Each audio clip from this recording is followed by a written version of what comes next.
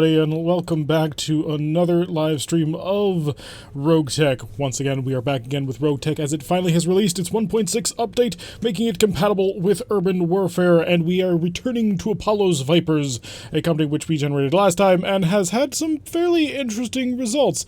We are, of course, working from clan space, trying to do a clan start with the stream, and things have been going moderately okay. Not amazing, but not horrible either. Hello, Kickerbs! Welcome to the stream. Did you grab the patches? I'm not quite sure what you mean. Laurendell, welcome to the stream over on YouTube. Hello, Sean. Hello, Canuck over on YouTube as well. Glad to have you with us. So we're going to be getting started somewhat soon. As soon as I do a little bit of housekeeping, the Arctic Cheetah has been put into repairs for a single day so that we can basically mount a brand new targeting computer onto the thing, which will give it +2 to gunnery, which when it has that heavy laser, which automatically has a -1 to hit, that might help out a little bit more. The Commando also needed a repair on its one arm that had a heavy small laser and a medium laser. We've swapped that out for a small laser and a medium laser. So that worked out pretty okay. Oh, you mean the hotfixes, Kickerbs? Yes, we are on hotfix number 4. So hopefully that will fix the problem that we're having with the Ever Spinny. Hopefully their quick and dirty solution has borne fruit, and we will definitely be checking that out. Logo design coming tomorrow. Cool, Laurendell. That's awesome to hear. Dynock over on YouTube says, Hot Fork 4 is out. Not sure what that means, but we're going to go with it. Alright, so we need to wait about 3 days in order to get our entire lance back and ready to rock and roll. So without further ado, let us just chill up here in orbit and do nothing. Okay, we're done. We have finished chilling up here in orbit doing nothing. I've already gone through our mech warriors and leveled them up as required. We do not have enough cash to basically just burn on random pieces of equipment, but Liadama has managed to pick up a next level of piloting, so hopefully he'll be a little bit better at doing that sort of thing. Everybody else is, sorry, I meant hotfix. Hotfix 4, yep, we're on hotfix 4, no worries. So with fingers crossed, and maybe that'll work. So let us go to contracts and see what's left available. There's only a few sort of lower level contracts left on the planet, then we gotta jump up to 2 skulls, and I really don't want to take an attack and defend. I am well aware of what this mission type is now, ever since playing Siegebreaker. This is the sort of thing you need a hell of a lot of preparation for, and I don't think we can take it. At least not as we are right now. We'd need a couple of mediums to be able to soak up some fire, and we're not there just yet. Laurendell over on YouTube says, got to give Apollo the treatment like the other team. Oh, that's very nice. We really appreciate it, Laurendell.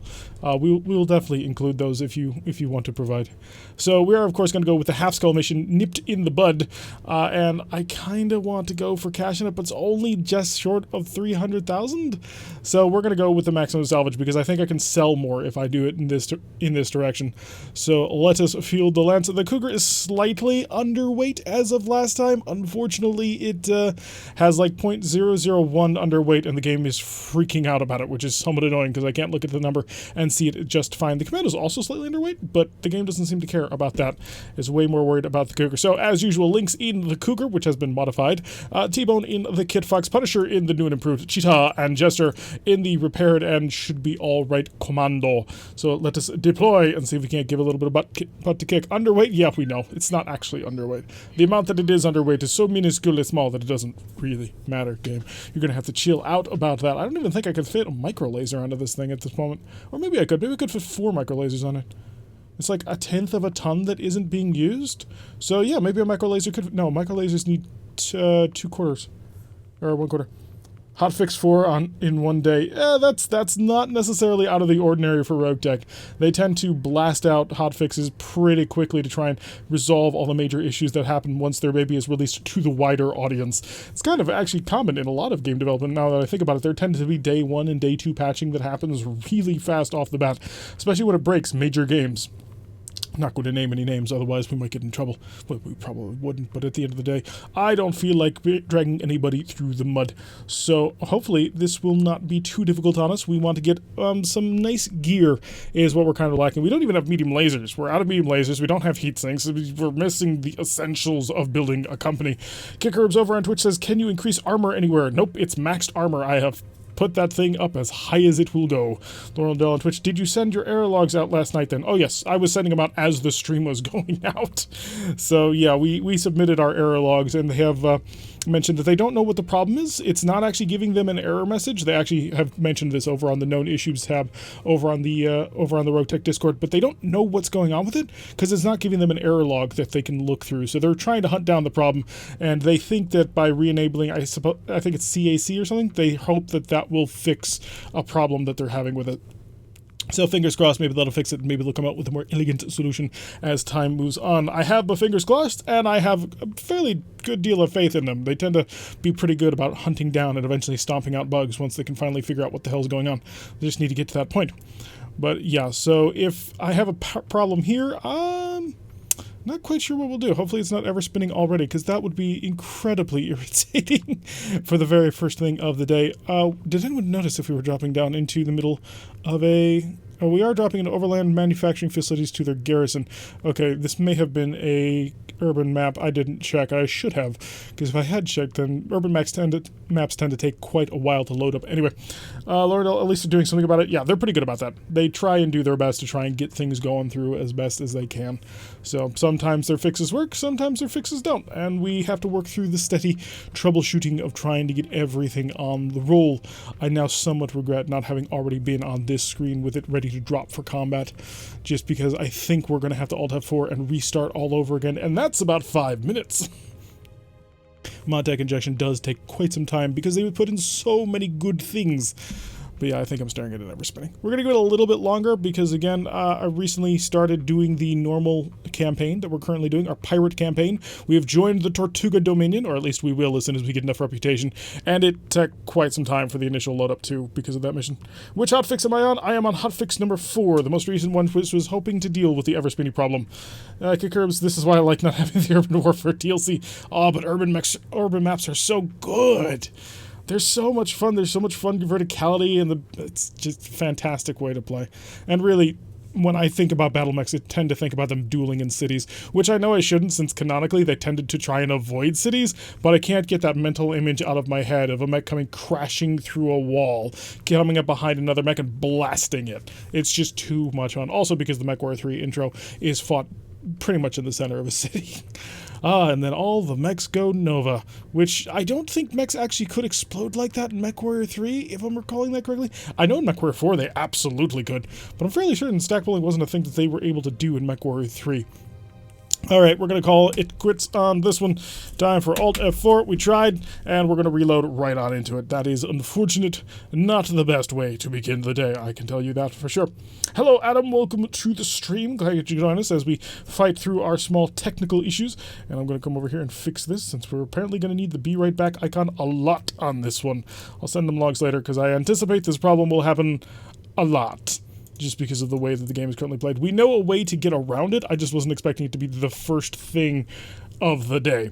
So, apparently one of the ways that you can sort of avoid the problem is after every single mission is to save and then load that save, and it should sort things out. That's what several people have reported so far. I haven't tried it yet, but this has happened to me a couple of times on the very beginning, so it becomes a bit of a problem. Did you try launching BattleTech as admin? I know it may be a stupid question, but I was able to play 5 missions in a row. I launched the game from the launcher, so no, I suppose not. I suppose I could make a specific shortcut. Maybe that'll help out a little bit. We'll certainly give that a try, Kickherbs, especially if it crashes again after this, which I have no doubt that it will, because we may as well give it a shot. But normally it should run just fine. I've never had troubles with the Everspinnies before, that's sort of the thing. So this new version of RogueTech has proven to be a little bit of a trial, but there's so many good things in it that it really does kind of make it worth it. Which is why we've streamed for, what, 3 streams in a row over 2 days? God, we've been playing a lot of BattleTech lately. It's coming to be a little bit of a exhausting problem. Oh, but I'm still having a lot of fun with it.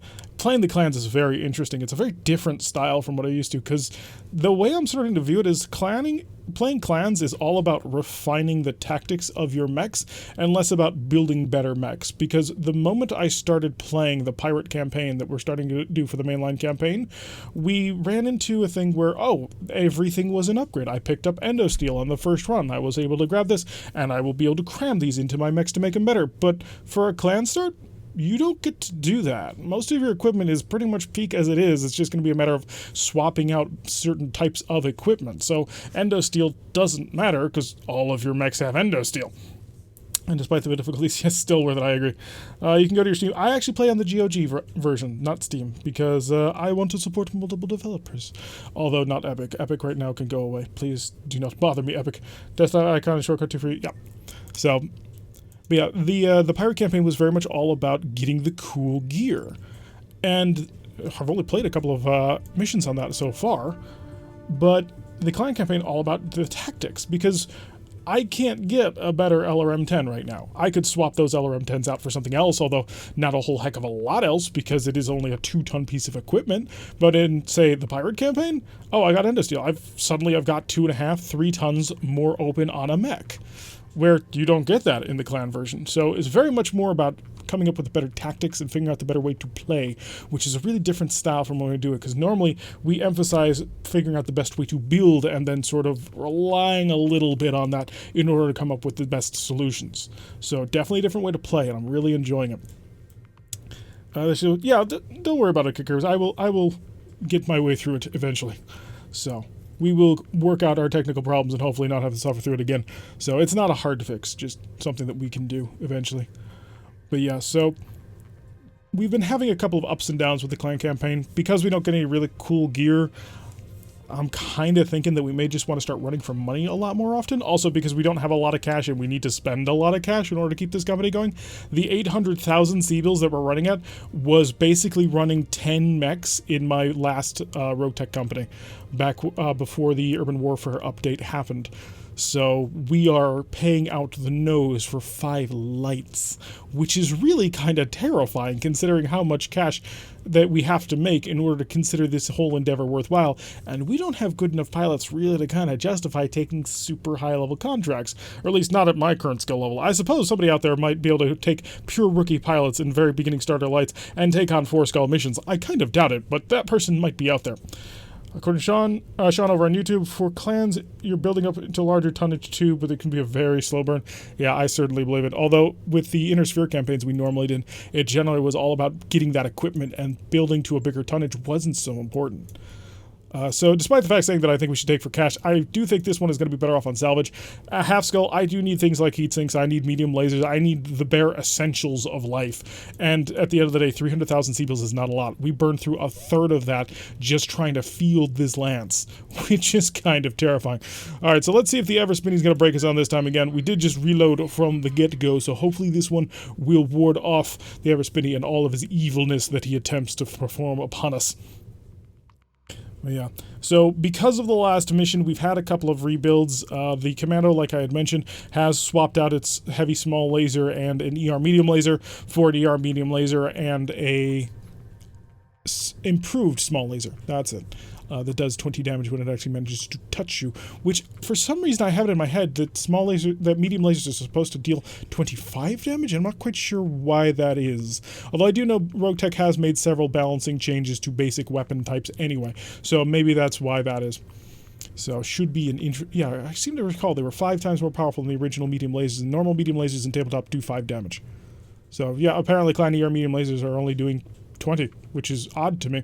But in any event, the improved small laser, or it's a rebuild. Re-engineered, there we go, that's the word. A re-engineered small laser is capable of doing 20 damage if it hits armor, but only does 10 damage if it hits structure. We put that on the Commando because the Commando also has a whole bunch of SRMs which do a pretty phenomenal job of ripping through structure as well as armor, so they don't really need his additional 10 damage. Unless, of course, we fight a vehicle where suddenly everything has gone away, which that'll kind of suck. So we're going to have to hope that that is not, in fact, the case. The Cougar has also undergone a fairly significant rebuild. It is unfortunate we lost one of our large pulse lasers, so instead we leaned pretty heavily into building more LRMs and armor. So we packed on another 10 LRM tubes and maxed out the armor on the Cougar, and it still is slightly underweight, although it's only underweight in a very minor way. So we are dropping down onto an urban biome. We are escaping, so let us recoin. Oh no, we are going to kill them. So there's the convoy. We need to keep them from getting from there? Really? This seems like a very close thing. Okay. Well, in any event, let's set out. T-Bone! Let's get your Kid Fox on the roll. It is kind of slow compared to the rest of your compatriots. Where actually is the path I've got to take in order to get around here? Because I don't want to get stuck up. That should work, right? Maybe not. I'm going to avoid it because I don't want to get stuck part of the way up a mountain and not able to get down it, or up a city street. So we're going to see if we can't nip our way through the random alleyways. At the end of the day, though, several of our mechs, like this Arctic Cheetah, can fly pretty gosh darn far. So I am going to send him up no, he's already set to jump. I'm going to send him up in this direction. Even if he gets trapped up on top of something, he can hop down without a care in the world. Lock that down, and we'll prepare to move the rest of our people. But first the enemy, and now back to Liadama. Alright, his recently rebuilt Cougar, as you can see, a lot more missile tubes on top of this thing, and we threw in an ER small laser just in order to let him feel special about it. Also gonna rush in from the bottom. Gonna follow the Kit Fox, our 2 ground-based mechs, as opposed... actually, no, we have 3 ground-based mechs, don't we? It's the other alliance that has pretty much everybody with jump jets. And the Commando. Get him on the roll, as you can see. ER medium and a rebuilt small laser. Adam says over on YouTube, as shown on Mech Deploy, you Lance can take up to 3.5 skull mission. The only situation where pilots may not to change it. The shield system does not necessarily equate to what you're actually capable of handling. It's a guide, but it's not something that I would take into a 3.5 skull lance without several modifications to be more towards my play style. I wouldn't feel comfortable trying to roll this thing in a 3.5 skull mission. Found a breaching shot cockpit. That's nice to hear, Kicker. So that's going to be a lot of fun, so long as you have a mech capable of using only that one weapon. Kit Fox going to move up. We'll use LRMs for anti-air, 23%. 1/4. Should be good enough. Rippers don't exactly have a whole heck of a lot of armor. Whole bunch of fire, stripping away some of that armor, which will be lovely. And Lynx ought to be able to do a fairly decent job of supporting that, although I don't know if he's going to be able to get a direct line of sight as well. Certainly not looking good for it, so we'll just sprint on forward as fast as we can. If he doesn't have a good enough chance to shoot, we won't bother. Yeah, that's not good enough. 2-point-something%. Don't forget to like the video. Yes, indeed, if you are watching on YouTube, please like the video. If you're over on Twitch, consider giving it a follow. Or if you want to dislike the video, that is totally okay too. Not that you needed my permission to dislike the video. After all, who am I to tell you anything? Oh, I think we managed to hit him with that large laser. Is he dead? He may potentially be dead. I'm not quite sure. Because we did hit him with a heavy large laser, and that is a significant amount of ouch that I don't think he may have been prepared for. Zip on forward. I really think that he might be dead. Although it's not part of this because we apparently haven't reconned the convoy route. We do have a surveillance vehicle that we do need to get rid of in short order. The Arctic Cheetah has proven to be a very excellent scout with that heavy large laser. So... And if you're on Mixer, I don't actually know what Mixer does. So we are on Mixer now as well, but we're mainly on that because a friend of mine asked me to be on Mixer, but I don't quite understand how Mixer works. So if anybody wants to give me a crash course on that, feel free. But if you're on Mixer, do whatever it is that Mixer people do. Mixerites? Mixerites sounds decent. Yeah, we'll go with that one. So the enemy convoy still on the roll, attempting to get towards the location, although I'm not quite sure where they're coming from. Because if I were them, I would try and like sneak through the back alleys and immediately go. There's Pegasus hover tank, pair of SRM-6s if I recall correctly. Maybe a little bit more than that, because the Arctic Cheetah taking a lot of fire. Fortunately for us, his electronic countermeasure plus his innate evasion has allowed us to basically avoid any damage that we would ever have to worry about with that one. T-Bone. T-Bone can bring his Kit Fox on forward. We are going to walk him. I don't feel the need to sprint him at maximum power. And it's not a great shot at the end of the day, but I think I'm going to take it anyway. His heat buildup is reasonably slow. At the end of the day, it's a fairly light tank, so enough damage onto him, it will eventually break him. The Commando, on the other hand, I'd like to get right up on top of the target so I can basically use his improved ATMs. I realized just recently, because I finally took the time to actually look at it, he's actually using HE ATMs, so they do additional damage but have significantly less range. I think we might have a chance of killing him. Open fire with everything we got. Oh, there's lots of explosions, and that just made it completely tumble all over the place. So we've managed to knock out another one of the convoy guards so far. Still not running into the actual convoy itself, which is a little concerning. Got another Ripper, another helicopter coming our way. Mixer works like YouTube from the viewer point. Hard to say something on monetization. We're not monetized anyway. We are way too small a channel to be worrying about that yet. Maybe someday, but... it's not exactly something that we're desperately hungering for. Alright, so we're going to continue moving forward. 30% chance is a 1 in 3, and I've got 3 shots to take, so may as well fire. Missed him with all 3, but that's not the worst thing in the world. And at the end of the day, he can still fire, I believe, 2 or 3 more times before we need to actually start worrying about his heat problems. And here comes in Lynx. Lynx is once again have to sprint to keep up. His Cougar is just not quite up to the task of keeping pace with all these people. ER small laser 2 off, 30s and 20s. Yeah, that's good enough. Open fire. Gonna plow quite a few missile shots into him. Haven't broken him yet, but there is hope in the future soon. We're down to 14, which means everybody else has gone. And here comes a Firestar. Oh, crap. It's Firestar 2C, isn't it? Duck. Everybody duck. Apparently a 2C now has a flamer. I thought it was equipped with medium lasers, but maybe I'm just forgetting how 2Cs are equipped. Really, it's hard to remember anything when you've got that Gauss rifle staring in your face. It's a terrifying weapon system. we're going to have to rip his right arm off immediately. We actually have a Gauss rifle, so a silver bullet Gauss rifle at that, and it takes normal Gauss rifle shells. So if we can steal some of his Gauss rifle shells, that'd be great. Although I still don't know where this convoy is, and it is somewhat concerning me, because these are all secondary targets, so they're not part of the actual convoy. So I don't know where that convoy is, and we need to find it soon. Jester, you're up. Jester is, of course, going to get him behind the fire starter. It's not going to help a huge amount, but every little bit counts. Have I identified the convoy? In sensor range. Apparently they're within sensor range somewhere around here, but I'm not actually seeing them. Oh, we have a fairly decent shot with the HE streaks. I think I'm going to just power through it anyway. Oh yeah, you've got a bomb, don't you? And the bomb is very unpleasant. But let's be real here. His Gauss rifle is way more unpleasant. Shoot him in the back! Oh no, the Firestar was part of the primary target. Never mind. Okay. T-Bone, it's time for you to cause some havoc and pain. 30s and... oh yeah, I gotta aim for the bottom. Oh, that's too good of a shot not to take. We're gonna knock down this, knock down the Ripper.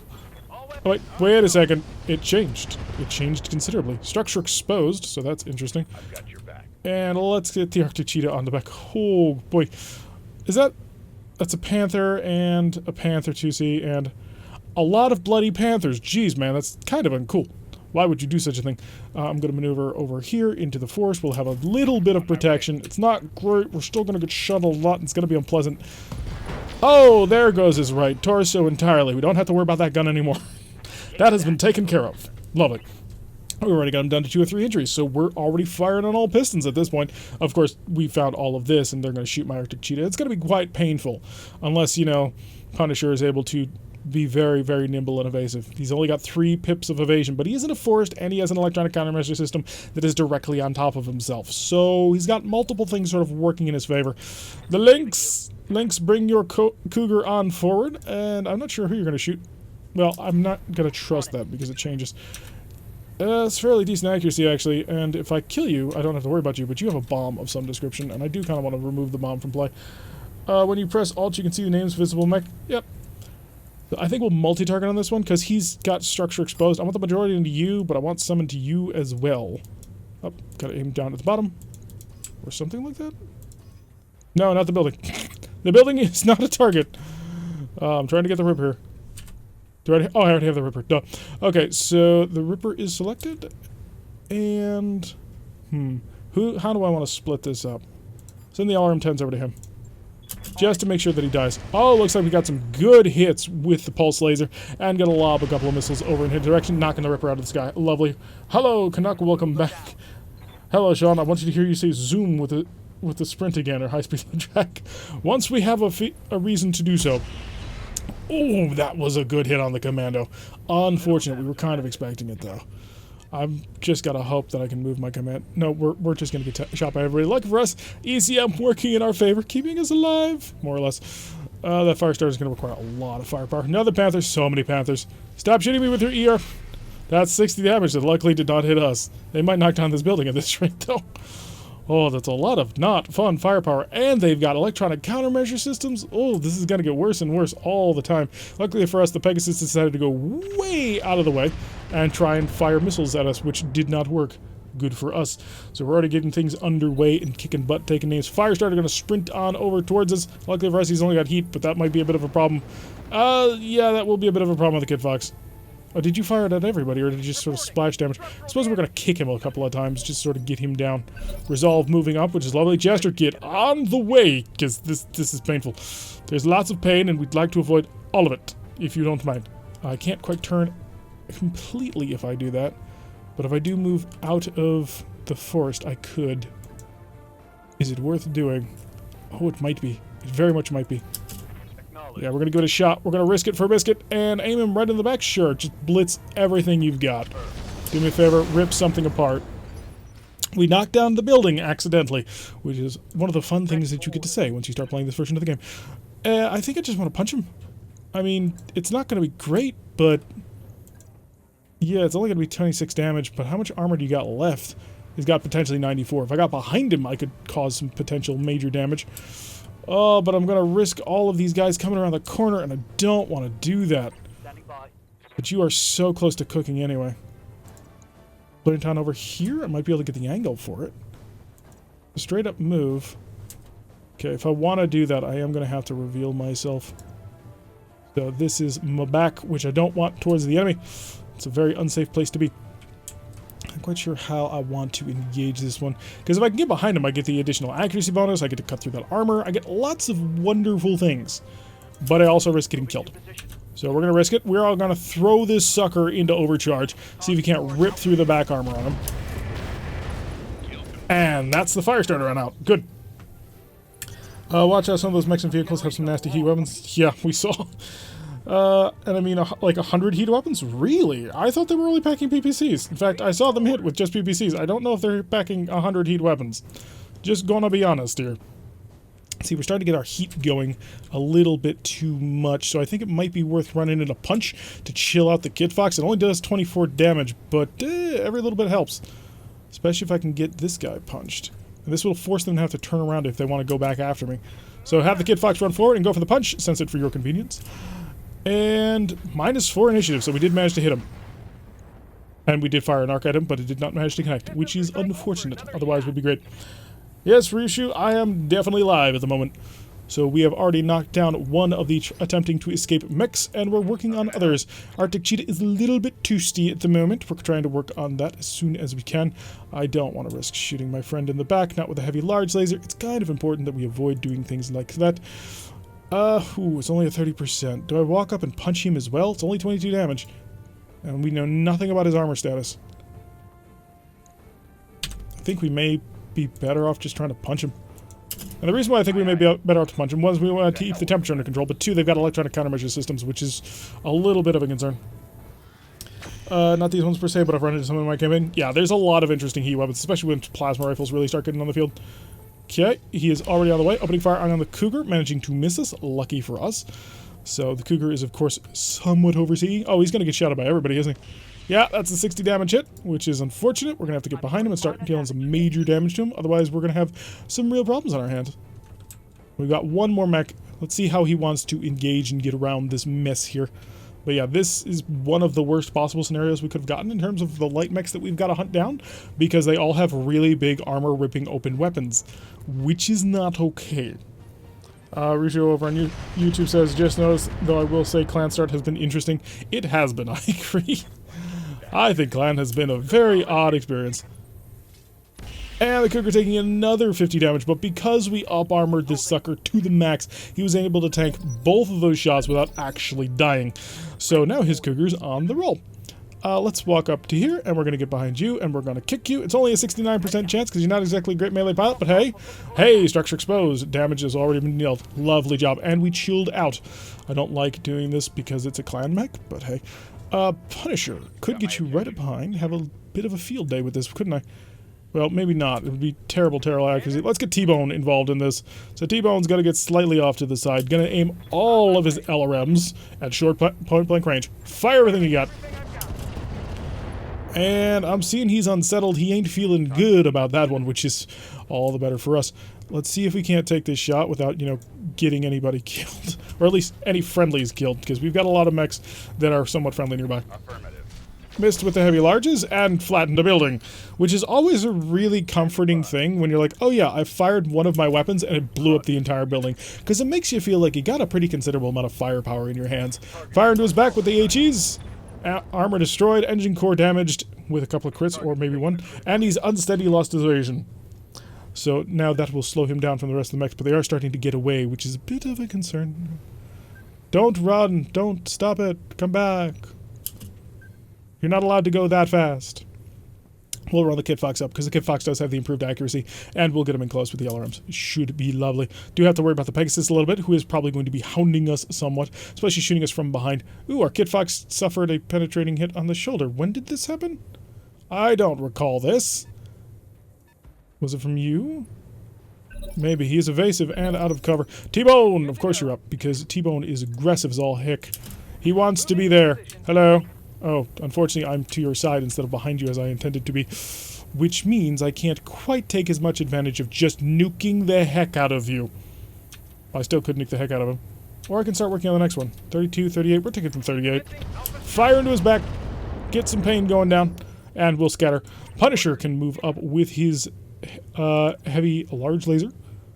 And if I line them up just like so, maybe I'll get lucky and miss and hit somebody else. Fire! Roger.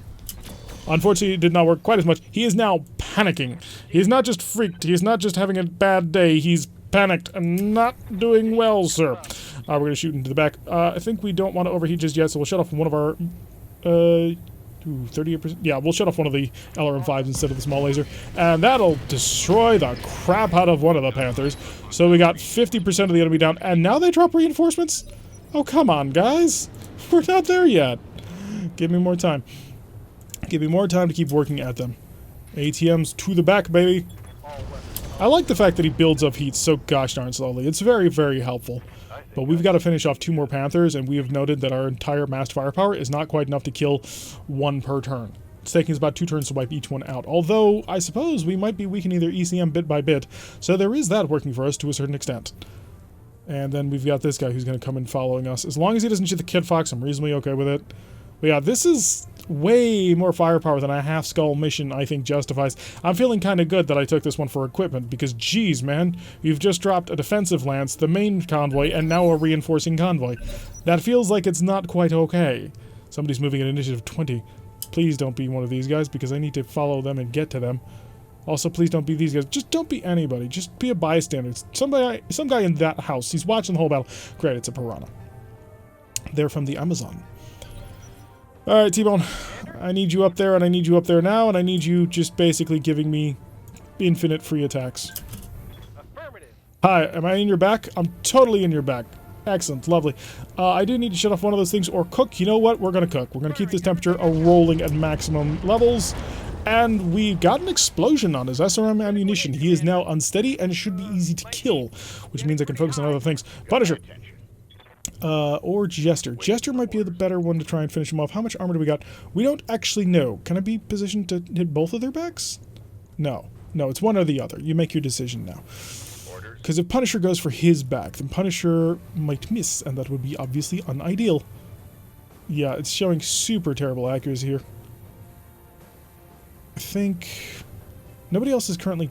well, no, the Lynx is currently having troubles with heat, so yeah, he's got to be hyper-aggressive. Oh, good, the accuracy's going to be fantastic. Fire into his back. And there we go, ripping out half the mech as well. So he's not having a good day at all. Excellent for us. Jester, you're on forward. I want you to get right here. Oh, there's the position that I needed that could get both of these guys from the back. He is not dead just yet, but we are going to want to shove at least 1 missile launch his way just to make him unsteady. So we are going to multi-target on this one. Most of it's going for this one. You're getting 1 shot. And I think I'm going to fire... oh, did I not select it? There we go. I'm going to fire the small laser over in his direction. Enough to kill him. Lovely. And this hopefully will be enough to make... him unsteady had we been able to hit him. Unfortunately, we did not. So we're down to a single Panther and only Lynx, which is... oh, he's not quite torching himself. Okay, I thought he had been. Okay, that works okay. Unfortunately, I don't have a great angle to engage him from. Because I don't want to hurt anybody too badly. Or at least any friendlies too badly. I think if we shut off most of our lasers, or most of our missiles, we should be just fine with... oh, never mind. Wow. We are great accuracy here. Yeah, let's shove the heat line on this one. So... yeah, we're going to Alpha Strike on this. If I can pull away his PPC, that'd be great. He's lost his evasion, and that's pretty critical. He's still going to be able to move to get out of that, which is the thing I was hoping to avoid. Okay, we got a Scorpion tank on the way. But he is now going to not be able to get quite as far, and we started working on the other half of the mech, so that'll be lovely. The slower he drives, the better it is for us. Not quite sure where his electronic countermeasure system is. I'm kind of disappointed about that. Because if we had known, it would have been nice to be able to blow it apart. We say over on YouTube, the Adder/Puma is amazing, just constantly overheating. There's a lot of clan mechs like that we've noticed. Oh, they're absolute cookers, and we try and keep them under control as best as we can. Oh, we got more missiles. Stop shooting the Kid Fox. Oh no, that's the Cougar. Never mind. You can shoot the Cougar. That's okay. And please don't get out of my line of sight. I wanted to be able to punch him again.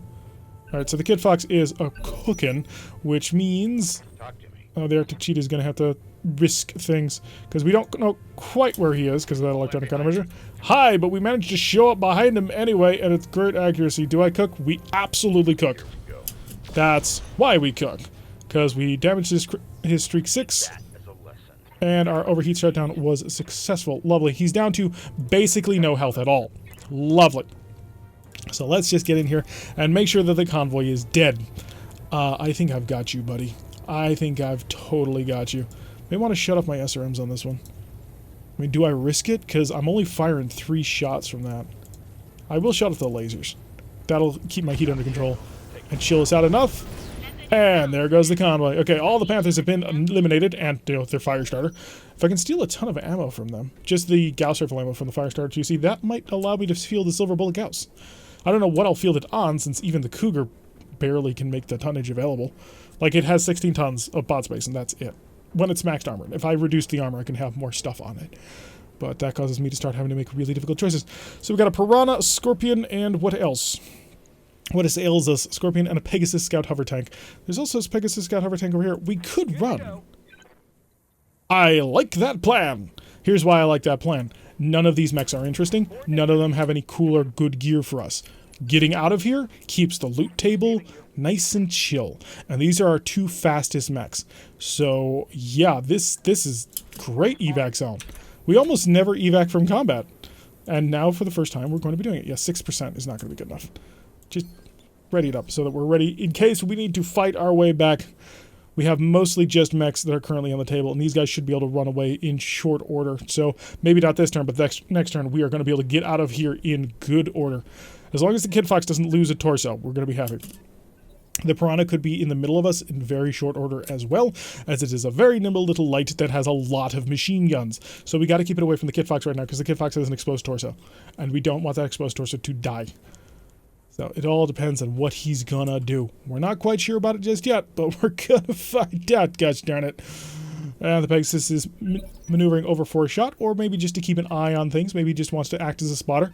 That Pegasus apparently has decided that it needs to have an action entrance around this alleyway by blowing something up. Punisher. Got my attention. Yeah, it's time to run. We're gone. Next turn, we will be out of here. Oh, this Arctic cheetah is just so nimble. T-Bone! T-Bone can get into the zone, which we are actually going to fully get him in there, just to make sure that we don't have to worry. And we can fire, as we're going, just a little bit of a parting salvo. So he's got a 15 and a 15% chance to hit, which did get a surprising number of missiles on target. Lynx, as well, is going to get his Cougar onto the zone. And can I line up a couple of missile slots? I absolutely can, may as well. So more long-range fire raining down on the Pegasus, hopefully making him regret his life choices. We have left, unfortunately, our commando way out on a limb at the moment, but I think we can get him out of here in very short order. So Jester going to run over as well. He'll be able to get there next turn. He's under the ECM protection as well, so we're doing good. Hello, Eternus. Welcome to the stream evening. How does the new release feel? It feels pretty good, aside from the loading errors. So aside from the loading errors, things are pretty excellent. There's really no other way to describe it. And I'm really looking forward to getting my hands on more mechs that I've never seen before. Well, I've seen very few of the clan mechs, mainly because every other one of our campaigns has been an Intersphere playthrough. But our Intersphere playthrough, the one thing I am a little disappointed for that's happened, because we've started recording it already, is the only mech that we have that's not from the base game is a Phoenix Hawk. So, it's a little bit regretful. Alright, we're going to get on out of here. I had a line of sight, but I don't have a line of sight from within the zone, so I guess we're not going to be able to shoot him. So we're going to brace it up, and then T-Bone, you're already in the zone, so you can actually just fidget where you stand. And do I... yeah. Do I? Yeah, fire everything. You can't explode on the first level anyway. So we may as well give him a little bit of fun. Shutdown override successful. He's feeling good. We just need to get Punisher out of there. His Arctic Cheetah is right next to the evac zone. Get to the Leopard. And we're gone. Adios, amigos. We are out of here. We came, we saw, we destroyed the target, and we got out before we took any major damage, except for the Kid Fox, which for some reason constantly starts losing that shoulder armor. I gotta do something about it. We use it far too close range aggressively than what it's supposed to be built as. We should really be keeping it far away from the fight, but we don't. Alright, so minus 1,600 C-bills because the drop costs outweighed how much we were actually going to be making on that. We destroyed 7 things in total, 4 of which were mechs, 3 vehicles, which are kind of useless. He wants to steal 2 parts of a fire starter. And he's going to give us a ERPPC quantity 3, heat sinks, standard heat sinks, and flamers and machine gun tracer ammo. You know what? I'm okay with that. And we gain 3 rep. So 3 ERP, wow, a lot of ERPPCs were on that field now, because we don't need mechs. I mean, theoretically, actually, I could have gotten that. I mean, there would have been a chance. Do I grab the fire starter parts? Well, the first things first, I kind of want to see a couple of interesting fusion cores. Could grab more electronic countermeasure because it is really, really good. Hello, Michael. Welcome to the stream. Like my videos, created with great work. Thank you. I will certainly endeavor to try. Ah, there's no Gauss ammo. That's disappointing. All right, so the important things then are going to come down to whether or not we want to mount on a couple of ERPPCs, which, you know, a lot of heat, but at the same time a fairly decent amount of damage. They're pretty much the same as heavy large lasers, except they don't have the negative accuracy to it, and they weigh more, by 2 tons more. I do think I want to grab a fire starter part, maybe 2 even. Probably just the 1, actually, because I do want to grab at least 1 Guardian ECM. It's a very useful piece of equipment. -2 accuracy? Oh, to enemies in the aura. So aura debuffs enemies within 300 meters, -2 accuracy debuff to enemies in the aura with an active ECM. Electronic countermeasure grants 2 ECM field to everybody in range. ECM bubble, 160 meter radius for ECM effects. Jammer granting a penalty of 2 to enemy sensor checks on range. Jammer bubble is 220 meters for the jammer effect. Item can toggle to ECCM, which reduces enemy ECM effects. Disable stealth. Control click on the move button. Yep. So I want another one of these just so I have it in case the Arctic Cheetah suffers a catastrophic result, and also because it is a fairly useful piece of equipment to have in general. Posted the logo design on the Discord. I will certainly take a look at it in short order. ER small lasers is not exactly something we want all that much. I mean, they're somewhat useful. ER PPCs.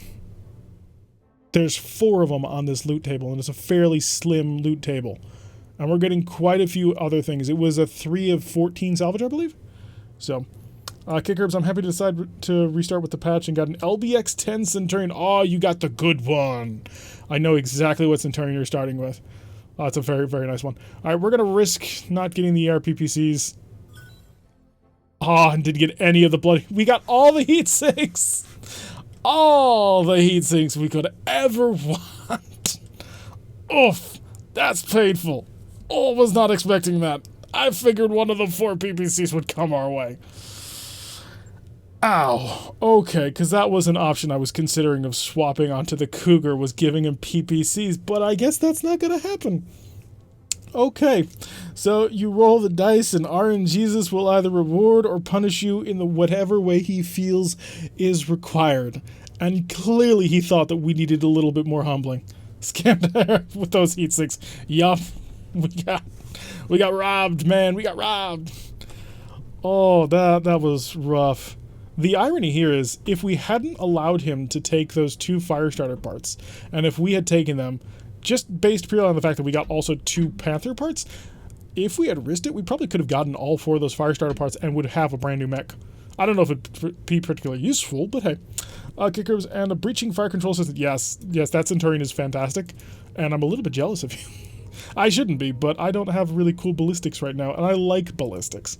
Ballistics, not exactly ideal in a lot of circumstances, but for me, I love my ballistics. Oh wow, we've got... No, literally, we're looking at 4 days of repair. Oh, not cool.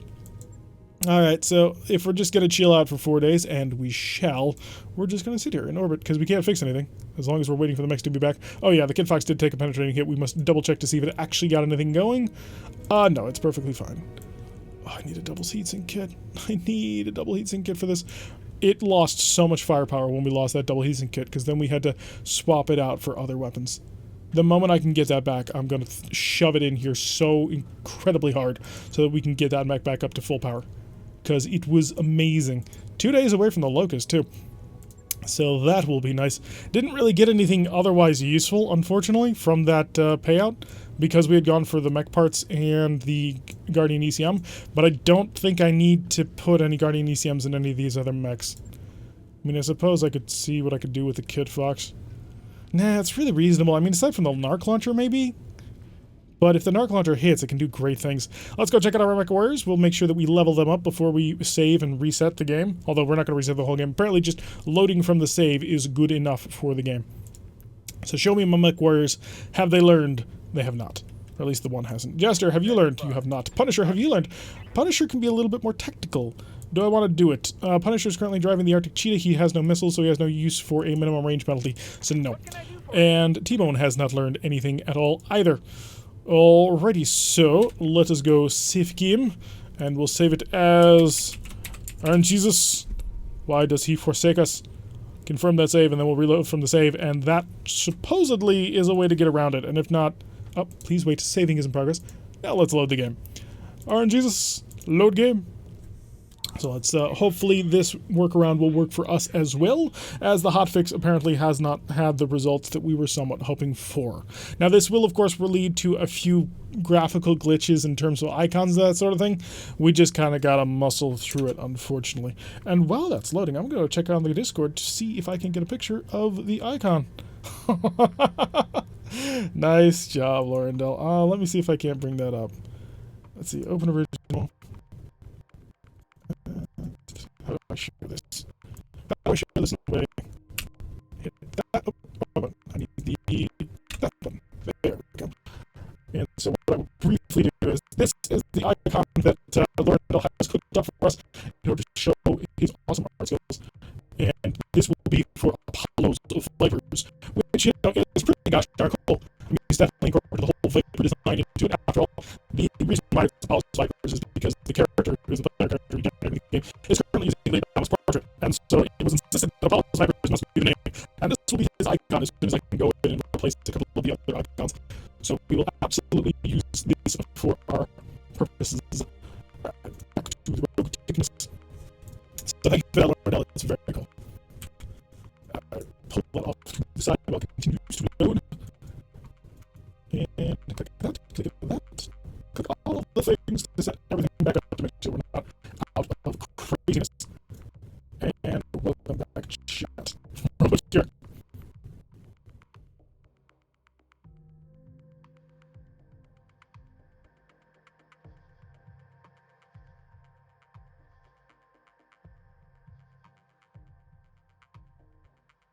And with that, I think we're back. Okay, we're back. We're good. That probably happened when I alt-tabbed or something, or tried to load from a save. Not sure what caused it, but we are once again back to the game. Very bad audio. Yep, it should be fixed by now, or at least it'll be fixed in just a little bit as soon as the stream catches up with reality. And as you can see from saving and loading, there's the little thing that has gone away. Alright, to the command center. Let's go figure out a contract that we want to take, and we got to figure out in fairly short order. Yeah, good audio is back. Yep. Alright, so could be garrison duty, a defend base, 5 of 21, or we could take it for the maximum cash. We'd be fighting against Clan Jade Falcon, and I happen to know that people hate Clan Jade Falcon around here, although maybe not in this particular crowd, because we have a much larger crowd than normal. So we could take this one for maximum salvage again, because we could actually run into some good kit here, or we could take it for full monies. Although, even if we take it for maximum salvage, we'll still make about 100,000 C-bills, which will keep us in the black for a short period of time. We are kind of running out of missions, though, to take at the lower levels, and we may just want to try and grab as much cash as we possibly can. Unfortunately, there's no really good cash payouts that also have really terrible parts payouts, which is always terrible. Burn those green space chickens. Raider loves Jade Falcon. Haha. So we have at least one Crusader in the chat. Everybody's gonna have to... We have no idea what I said. I was basically praising your fantastic work, Laurendell. That was about it. So, we will definitely use it when the time comes. And I was explaining why we were Apollo's Vipers, because Leodama is currently the company commander for reasons which I thought were, oh, it's a cool portrait. And then I came to regret that once I realized how many Battlestar Galactica fans are on my Discord. Although, to be fair, Battlestar Galactica is not bad when it's being, you know, battles. Roasting the green turkeys is always a good thing. Alright, let's roast them and steal their stuff then. And the reason why we're going to go on this one is because I'm not 100% confident that I can keep them from blowing up any part of the base. So if we do it this way, then perhaps I can have half the base flattened and then kill all of them. So we're going to sort of lean on more stuff, even though we really should probably be leaning on more cash. Because at some point we got to leave this planet and go somewhere else. And once we have to go somewhere else, we're going to need the money to get there. And that could be a little bit difficult. It takes about 16 days. Original was the best.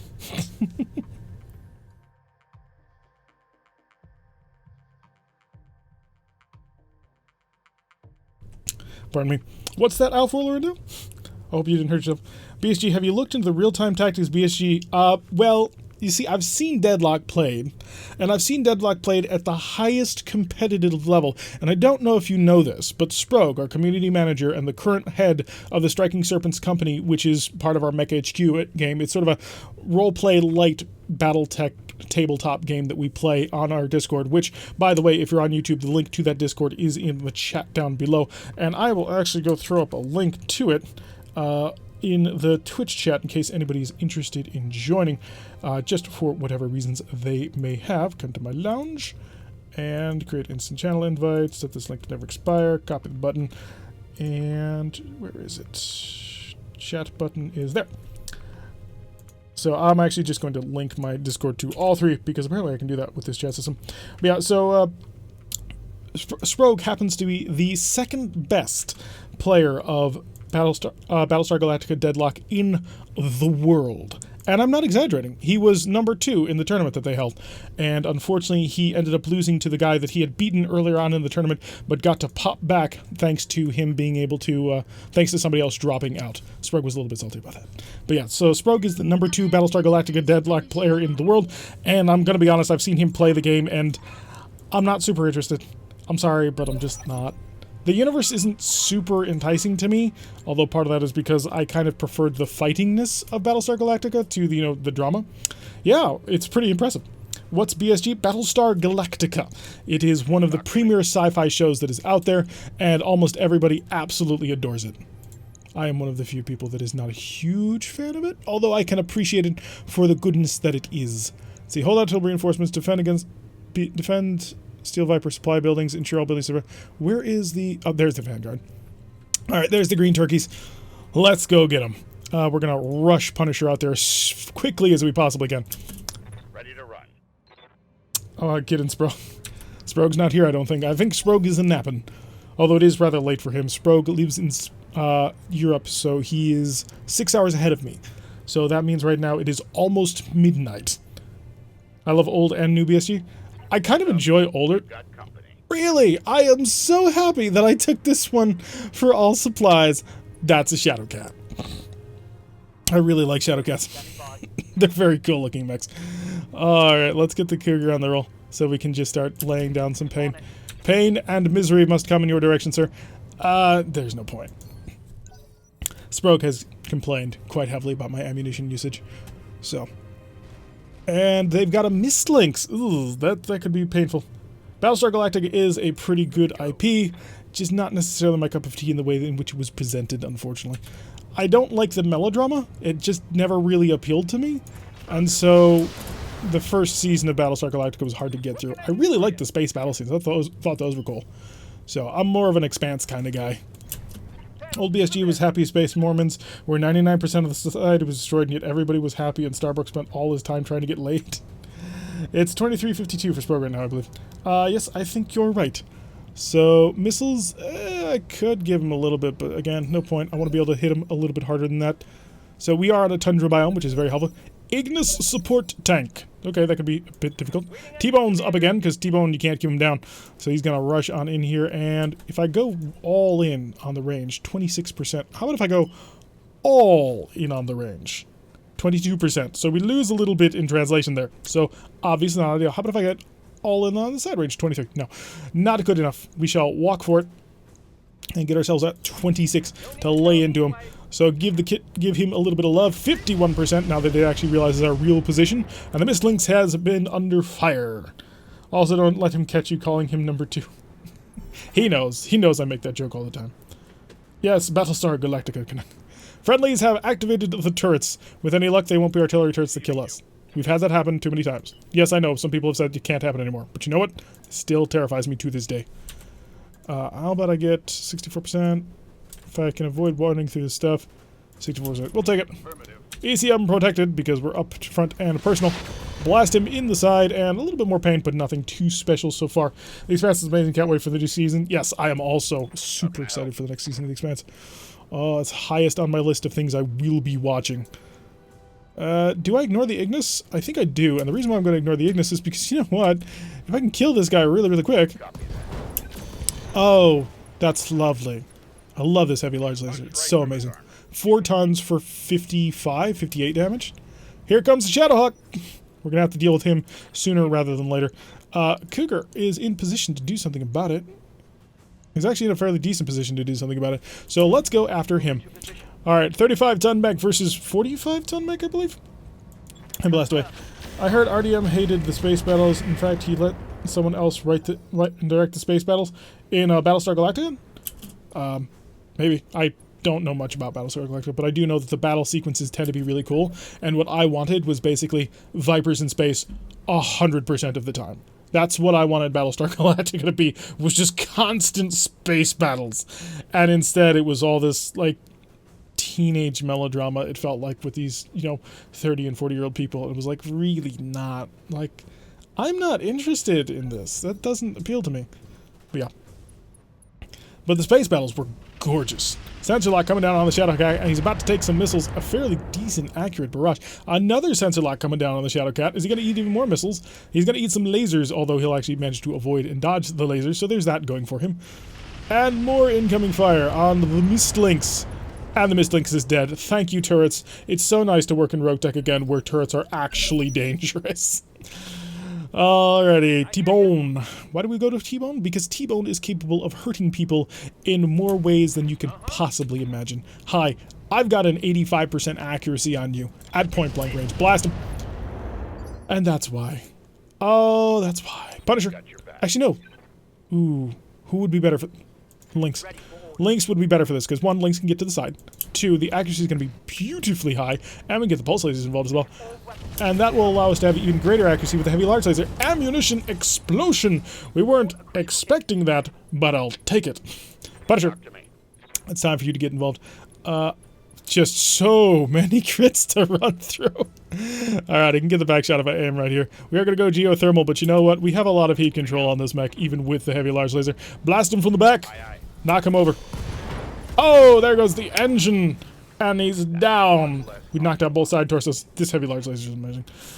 You know what's funny? Sci-Fi started calling BSG a drama instead of sci-fi. Well, they wouldn't be wrong. They would not be wrong at all. Oh. And I know there are a lot of people who absolutely adored it, so I'm not taking anything away from that. Different strokes for different folks. It just was not one of my strokes. Let's see if we can't kill him. Did not kill him quite as fast as I wanted, but enemies will be showing up soon. Mass truck on the way. Is down to the Ignis support tank. No? Is it just him left in the Vanguard? Because if so, then we got most of the space. Oh, he's gonna get behind us! It's mostly machine gun fire. We're okay. I don't want to have Jester play games with this Ignis infantry tank too much. Sensor lock going down on him. Incoming missiles. Please don't touch me. Please don't touch me. Oh, that's just gorgeous. That is just so beautiful. Alright, we got reinforcements of the enemy persuasion, and they are off on the other side of the mech. Luckily, we are incredibly quick mechs. Oh, we got an Urban Mech 2C. So, that'll be interesting. He has arrived, and he shot a mass truck. Wow. Way to start with the war crimes, Jade Falcon. Did anyone ever watch a cartoon series of Battletech? No, I have never watched RoboTech. No. I have seen the gifs of it, and I've seen the funny scenes, and occasionally someone will put out, like, the Jade Falcon stuff. But I've never actually taken the time to watch it. We got an Adder Prime. Okay, we got twin PPCs on the way. Duck, people. So, apparently he's not going full crazy fire on this one. Scorpion off in the distance, not accomplishing a whole heck of a lot so far, but I'm not going to complain. Oh, wow, they are operating way high on the initiative chart. 29. 29 and 30. We're going to feel quite slow in the very, very near future. Oh, looks like we've got another one. So another Shadowhawk, or Shadowcat. And this one's a Shadowcat Prime. If we kill him right... Oh, if we kill him right, we could get him. Your armor is almost gone on this side. Is it worth going at you with Leodama? Because it's really tempting. It's 51% accuracy. I need 30-40 hit. The only problem is the commando's in the way. That's the issue. I'm going to do it. The reason why I'm going to do it with the Cougar... Oh, never mind. The accuracy just went through the roof. Small laser off. No, keep it on. We're going to cook. Kill it, kill it, kill it, kill it, kill it. You did not kill it. I mean, you broke his propulsion, but he's not dead. Here, well, I will be coasting for a while. Good luck to you, sir. It was a cartoon most of the time, but when the mechs battled, it was CPU generated. Yeah, I've seen the battles. I've just never watched the show itself. So that seems to be me in a nutshell with a lot of things. I've seen their battles. I've seen how they fight. I just never have seen them do it. Urban Mech R10, Urban Mech R81. Gonna have to move around steady terrain, but that'll be okay. Especially if I can hit this 81 where he does not expect it, which is notably in the face. Yeah, we'll keep the fire going.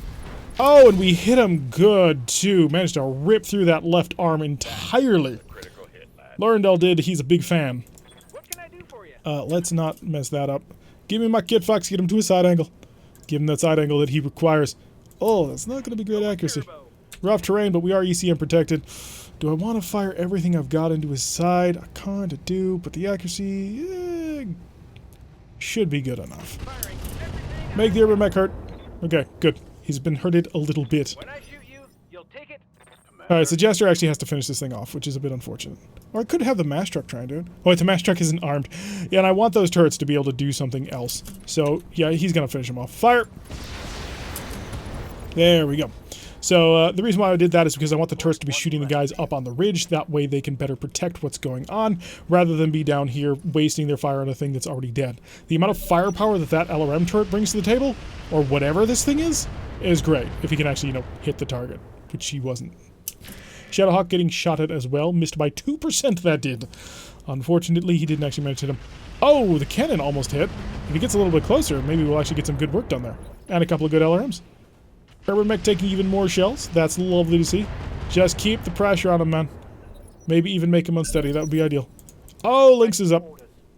Lynx is not in a position to do much in the way of fire support. We're going to walk him on forward. We're back onto the ECM protection, which is great. Shut off the LRMs because they're providing no real benefit.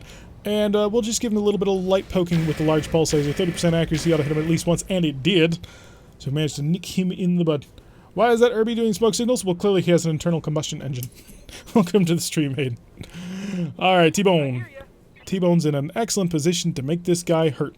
The other thing is he's also in an excellent position to be made to hurt. So, it's a bit of a mixed bag at the moment. 51. I can't give that up. It's too good. Hello. Hi.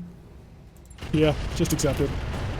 And there goes his leg. No, his gyro. We critted the gyro. He is unsteady and vulnerable. That's what we want. That's what we wanted you to think. Oh, that should be good accuracy, hopefully. Oh, it is. Please don't hit my side. Good, we hit his side and managed to cut right through into his engine. That is going to knock him over. On your back, sir. But the reason why he's putting out smoke signals is because he's on fire. I like how the smoke was like completely rigid and then until he finally fell. So that does tell us that it is directly attached to him for some reason. Heavy flamers and a light rifle and a cultivator. Oh, he may very well have an internal combustion engine. He does! I meant that as a joke, but no, he literally has an internal combustion engine, and that's why he's smoking. I love it. Alright, give us some motion in here. Get the maximum speed you can get out of this mech. Could you lob a couple of missiles over in his direction? You absolutely could. Not only could you do that, but you can also split fire. Oh, no, you can. But you're going to shoot the Irby, who's down, because he's vulnerable. Fire into his chest. He's got an internal combustion engine. He is not... Okay, we hit a friendly a couple of times, but it's okay. So, one of the Urban Mechs is now officially out of the fight, and it only took, you know, 2 shots to the back. So, hopefully the Kit Fox isn't too angry about that. Laurendale says over that he loves Gundam, even has a few models, but my favorite anime of all time is Hellsing. It's very dark anime. Too dark for me. So, let's see what the enemy's going to do. They're bringing that Urban Mech 2C up and running. He's got an LBX, doesn't he? Oh, no, wait. He has a Ultra Autocannon 10. Ooh, we don't want to touch ice. Worse called factory smoke. Getting blasted from point-blank range. Doesn't look like he managed to hit the Arctic Cheetah, which, you know, somewhat to be expected. The Arctic Cheetah has impressive maneuverability and also has a fantastic amount of electronic countermeasure coverage. And from this range, he's being jammed pretty heavily, too. So these guys in the bubble are currently being affected by our ECM. And people at half that range. Oh, the Scorpion started to cause damage to the buildings itself. Bases, please defend yourselves.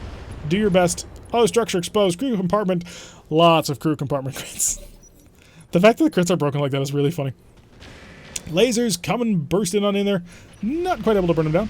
Uh-oh. Urban Mech. It's really close to my peoples. Oh, but it worked out just fine. And the Scorpion's going to take even more fire. Come on, kill. You can do it. I believe in you. And they killed the vehicle. Lovely job. So we've killed 1 Urban Mech and a Scorpion. That still leaves 2, maybe 4 other units. One of which, yeah, 4 other units. One of which is a Shadowcat, which is a little bit dangerous. Arctic Cheetah. If I get him behind you, oh, you'll love it. You'll absolutely love it. So get behind there. Hi, surprise, blast him. Hey, we got him in the hit. I think we hit his leg, though, because it didn't have a massive effect as I was kind of hoping for. Urban Mech, how badly did... Yeah, you hit the leg. We hit his right leg, so at least T-Bone can sort of arc over here onto this one side and dovetail into causing the sorts of damage that we're looking for here. Hello. Do I want to cook myself? I'm not too opposed to it, because there's a chance I could blow off the leg. He is now unstable, which will make everybody else's job of shooting him even better. The Kid Fox is going to have to chill out for a turn. Lynx, let's get you on this roll. I don't want to shoot you from the other side, mainly because I don't want to waste the fire. So instead we're going to go into the front. A little less accurate, but you know what? I can potentially cause damage to this leg. Please don't hit my buddies in back. Oh, just so many missiles. And we destroyed the engine again, apparently. So he is definitely feeling a little bit unsettled. Not having a good day whatsoever.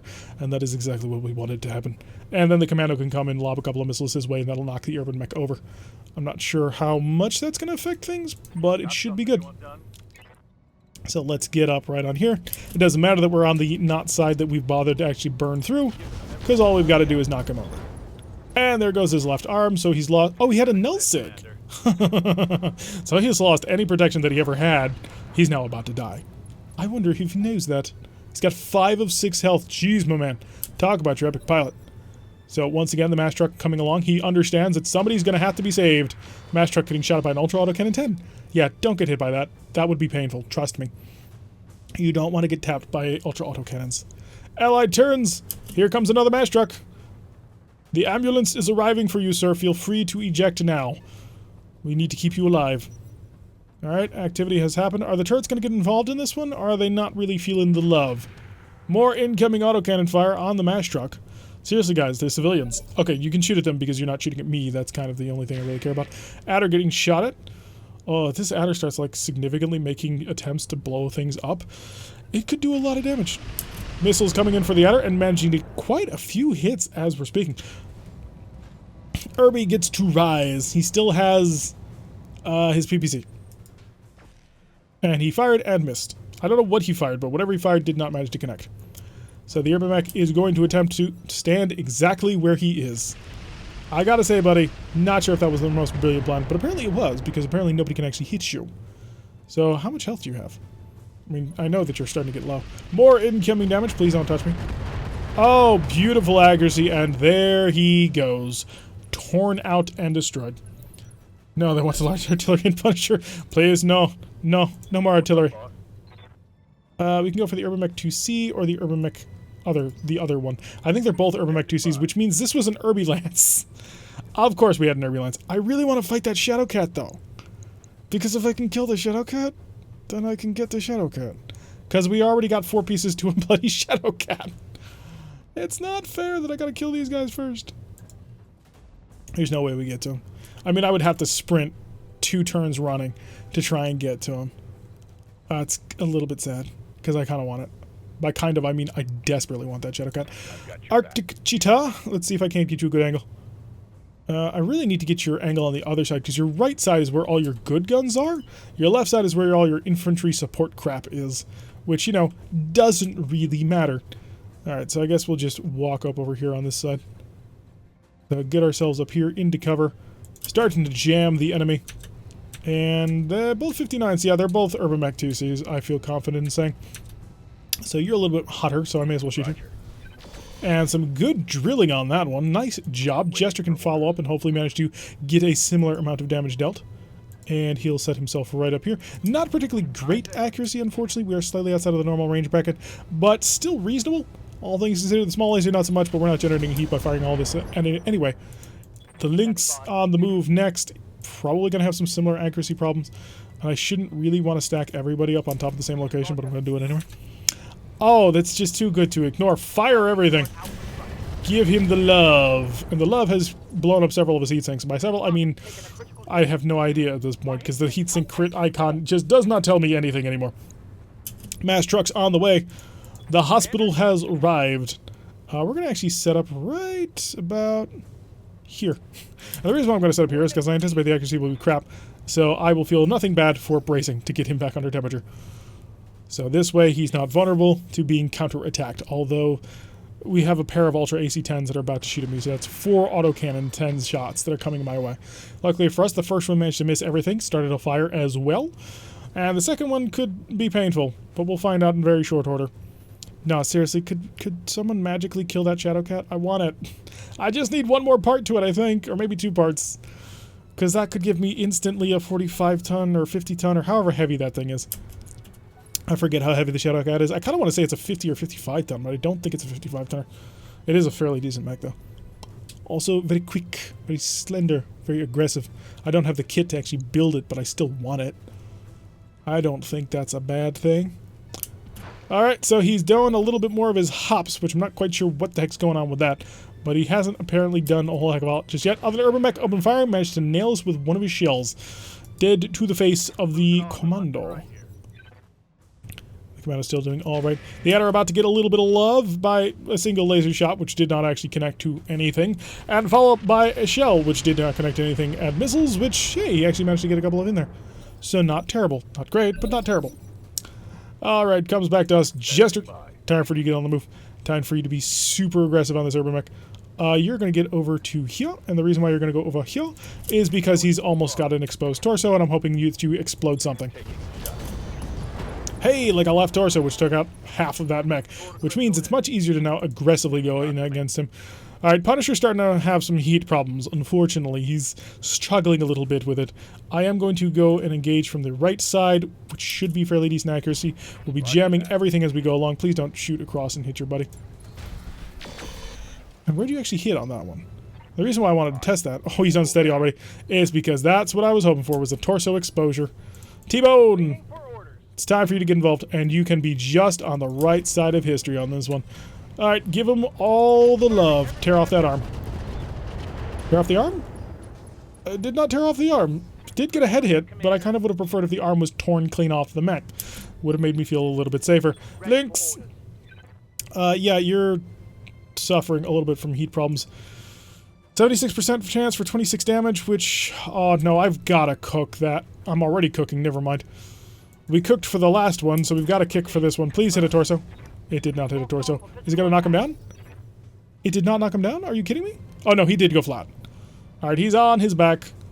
LRMs would be much appreciated because we're right next to him and he's got an AC-10 and AC-10s don't have a minimum range. We are jamming the hell out of him, though. We do have that working for us. But it's not the worst thing ever. The Kit Fox is totally exposed. Oh, I knew it was going to be a problem the moment I set that up. How are you guys doing the battle over here? Seems like these guys are a bit confused as to what's going on. I'm not complaining. Because as long as he's not actively destroying all the buildings, I'm having a good time.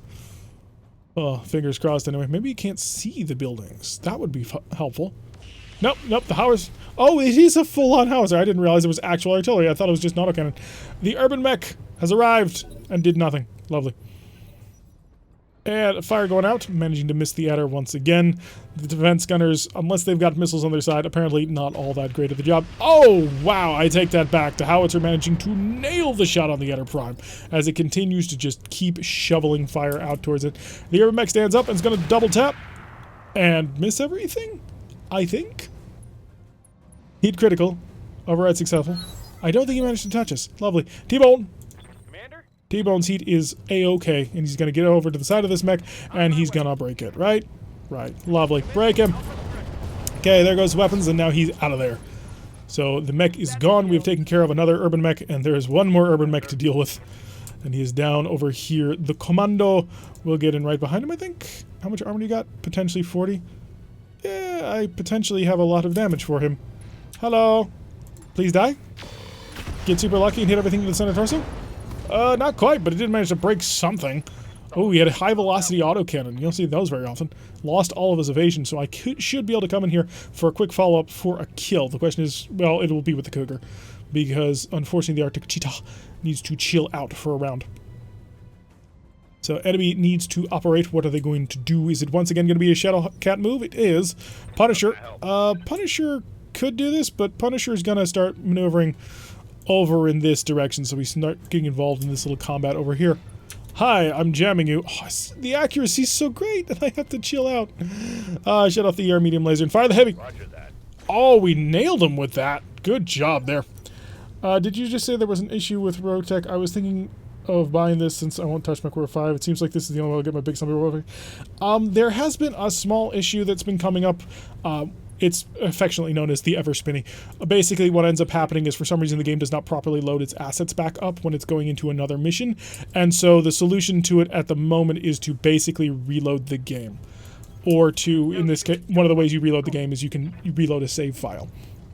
So this seems to be an okay fix. It's just slightly irritating, is all, because it's not as easy and chill as it normally is. They are working on trying to figure it out, but other than that, the game is fairly decent in terms of stability. And in terms of actual gameplay, this is, in my opinion, this is the best top-down game that you can get if you're not playing classic BattleTech. Like, it is phenomenal what RogueTech has managed to do. After you load RogueTech, is there anything you need to do to play? After you install RogueTech and you install the Community Asset Bundle, the CAB, that is very important. Read the wiki and read the install instructions. I highly, highly recommend that you do both of those things, because if you don't, you're going to get yelled at. Like, seriously yelled at when you come complaining. But in any event, read the wiki, read the install instructions, and yeah, if you have any questions, feel free to ask me, but it should just be, you'll install BattleTech, then hopefully you'll play BattleTech once through, just in order to enjoy the story, although one of the flashpoints in RogueTech is going to be a version of the vanilla campaign as told by Duncan Fisher, which is going to be hilarious. Or at least I think it will be. I do need to move, but I kind of just want to sit here and shoot because the accuracy is so good. But you have shooting suits. Shoot! I didn't hit the center torso like I wanted him to. So you'll install vanilla, and then you'll come over and install RogueTech on top of RogueTech. Oh, pay attention to your install options because it will change how the game is played. So I recommend doing difficulty based on planet, but that's just because I like to have a little bit more choice in the matter in deciding how hard I want the game to be in any given time. And then after you install the RogueTech installer, you'll then go and you'll install the Community Asset Bundle, and then it's just fire it up and play and have a great time. There's one last turn. We may as well just shoot the Shadowcat. Maybe the Golden BB will break the entire mech. I doubt it, but I can dream. I assume you need all 3 DLCs to load RogueTech properly? No, you do not. You do not need the DLCs at all. Just make sure that you uncheck their boxes on the install menu, and you will be absolutely fine. The only thing you're going to miss out on is you won't get the Cyclops, you won't get the Javelin, you won't get the Raven, and you won't get the, what was the other one that got introduced? The Crab, that's it. They'll all be placeholder models instead of the proper models themselves. Because RogueTech is not looking to step on anybody's toes. I'm fairly positive that if you don't have the DLCs, they use placeholders instead of giving you the MWO models from it. So, which is totally reasonable. I mean, the base game is this foundation on which all of this is built, and even though RogueTech fixes a lot of problems in the game, it's still, the vanilla game was pretty gosh darn great. So yeah, you don't need any of the DLCs, just install vanilla, install RogueTech, install the Community Asset Bundle, and then play and have a happy. Although I do recommend that you play vanilla first, just because vanilla is kind of like a tutorial for RogueTech at this point. It'll give you a foundation on how the game actually runs. You don't need to, and you can get away with not doing it as long as you're willing to read everything. So if you're willing to do all that, then you're great. So rock and roll and have fun.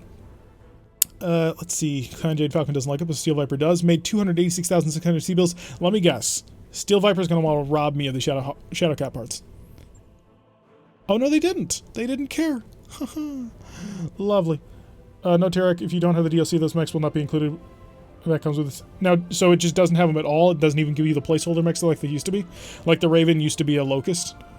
So, let's see. It could grab an ERPPC now that it's actually there. Endosteel. I just don't need Endosteel. An Exchanger would be an interesting pickup. Guardian ECM, I could grab another one, but I don't think I need it. I'm good on Endo and Pharaoh, and I even have a bonus. Oh, double heatsink kits is what we are currently in the market for. And Omnipod parts, that would be somewhat useful. Oh, no, okay, so apparently the Cyclops, the Crab, the Raven, and the Javelin are just not in RogueTech at all if you don't have those DLCs. Which, again, is reasonable. Let's see, so we want the Exchanger because the Exchanger is an interesting, useful piece of kit. I could go with the Omnipod hands, but I'm not positive about that just yet. Cockpit fire control standard has a zoom system on it for 300 meters. Internal combustion engine. If you're feeling like you want to play the game in hard mode, could pick up an Ultra AC5. I mean, there's nothing big, super. It just used the Locust model. Well, the only reason we have the Raven, because we made them before... Yep. So, they're not in the game at all. Just keep that in mind. Which, again, totally fair. Makes perfect amount of sense. We could grab enough parts to build an Urban mech. I mean, and that would allow us to show off the building system. But these Shadowhawk parts, or Shadowcat parts, are great. So I'm going to grab them in case I run into another Shadowcat. Urban Mech 2C, there's a whole bunch of parts for them, but I'm not going to grab it. I kind of want to just grab a light PPC, or just a ER PPC. So let's see what else there is. There's a tag, but it's not a light tag. So I'm not really feeling it. Ultra AC5 could be interesting, but it's 245 damages, and it weighs 7 tons. Plus you then need 2 tons of ammo, so you're looking at 9 tons worth of kit here. I don't think it's worth it, just on the face of things at the moment. Could pick up SRMs. That would be an interesting thing to do to the commando. Fibers, no, I just don't need it because I already have some and I can't make use of it. Could grab another oh, I didn't get a Guardian ECM last time apparently. Huh, we'll grab that one. So we'll have an ECM. Don't think I need the Omnipod hands or the Omnipod lowers either. We're doing okay with that. Alright, show me what else you're just going to grant me. Gave us the Mist Links part and gave us 2 parts for the Urban Mech 2C, and they give us 1, 2, 3, 4, 5, 6. We have enough Urban Mech parts to build an Urban Mech. Good job. 11 new parts for the colors for the weapons. Yeah, it really helps them stand out. All the kit out there. We did get the UAC ammo, but I don't think we didn't get the UAC itself. So if we ever run into them, we can now grab the UAC. So we have enough parts to build an Urban Mech. Let's go check. At least I think we do. I believe all those versions are going to be compatible aside from the 2C, which is technically a different mech. So if it's not, then I'm going to build a 2C. So we get to show off the build system a bit, so long as it's not going to cost me too much cash to actually make the gosh darn thing. So that should be hopefully working out quite nicely. So we've got like 6 or 7 different Urban Mech parts now. So, and that comes from like 3 or 4 different Urban Mechs. This is what happens when you run into Urby Lances. Suddenly you have all the options in the universe. Although, it is a 30-ton mech. If I gave it a large enough fusion core, I could actually turn it into possibly a better commando.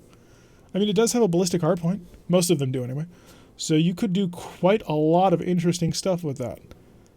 So, yeah, that could serve as a replacement for the Locust and the... looks like Davian took Lackland from Tortuga. That's not good. My Tortuga campaign is over in Tortuga. 6,430 for the next 2 days is repair work that we're going to have to get started. And we will immediately get them underway. We'll need 2 days. Correction. No, actually, we literally need 2 days. Kid Fox will take 1, the Commander will take 2, but I have 2 mech bays which will work on them both at the same time, which is lovely. Alright, so let's go to the mech bay and see if I have enough Urban Mech parts to build. This is a system I haven't had a chance to show off just yet, so we're going to have some fun with it. First of all, we have no assault mechs, no heavy mechs. We do have several medium mechs, which none of them are able to be built just yet. We have 3 parts to a Stormcrow. We have 3 parts to a Shadowcat. Shadowcat is 45 tons, okay. We also pick up 1 parts to a whole bunch of different mechs. And we have 2 parts to a Viper, just because Vipers are interesting. And that Pirate Nova that we stole. Oh, that was a rough battle. That was not a fun battle at all. Alright, so as you can see, these Urban Mech parts are highlighted because we can build them. They are compatible, but they're not compatible. No joke, they're compatible with the 2C? Oh boy. Alright, so if you have, in the way this works in vanilla, and you guys probably don't need this explanation, I'll explain this later on, but for all of my new people watching, basically you can watch and learn. So we're gonna go build a couple of Urban Mechs. Which was that primitive Urban Mech? I need to know. Just add, and then cancel. If you ever get stuck and you want to go back, just add everything and then cancel the build. So which was that primitive Urban Mech? ERPPC and tag, because I want to get rid of it for the most part. Collaboration between the reborn damage, so... Ooh, so is there another Urban Mech that I have parts to? Oh, this is it. No, it's not. Where's that Urban Mech that had the internal combustion engine? Cheap and easy to maintain, the Urby Aussie saw action. Yeah, that's PPC Urby. I suppose we didn't get... Oh, it's the R10. Alrighty. Yes. So if we can use the R10 part, we're going to use it. So we'll grab that. Do I have an R10? I do. So we're going to use the R10 part, because the R10 is a useless Urban Mech that I don't want. And then I need 2 more parts, which... I already won are the 8Q. I think I want to do the 8... Now, the 8Q gives me potential to get PPCs. The 60H, because HVACs are not all that useful. And we'll grab 1 part for the 8Q. Alright, so... Because we don't have all of the Urban Mech 2C parts, we can build using others, but it costs us a fee on top of that. So it'll cost us 61,463 C-bills to put this together, which is fine. We'll confirm that. And we've got an Urban Mech 2C. So we have built our first mech of the campaign. Come back to base. Everybody say hi to Urby. He has joined the crew. Let's refit it. This means I've got an Urban Mech in both playthroughs now. Okay, so it's busted. It's unfortunately, it lost its really cool gun. So fix everything. What do you got left? A medium pulse laser. Okay. And its engine core is still intact, so that's good. Sort of. And it does need parts. So do we build it? I think we do try and see what we can build out of it. So first things first, we're going to give it endo steel. We're going to give it oh, it already has ferrofibrous. Oh, that's lovely. I may swap it out for the non-cool ferrofibrous because I may need that more for other things. We're currently missing parts. I'm going to get heatsinks. Oh no, I have parts in invalid locations. So 12 days to build it already. We're going to need a Guardian ECM as things stand. That's 1.5. This is 1 ton, I think. It is. We'll probably want it on here just to turn it into that. We'll pull the jump jet off for now, but we may put it back on.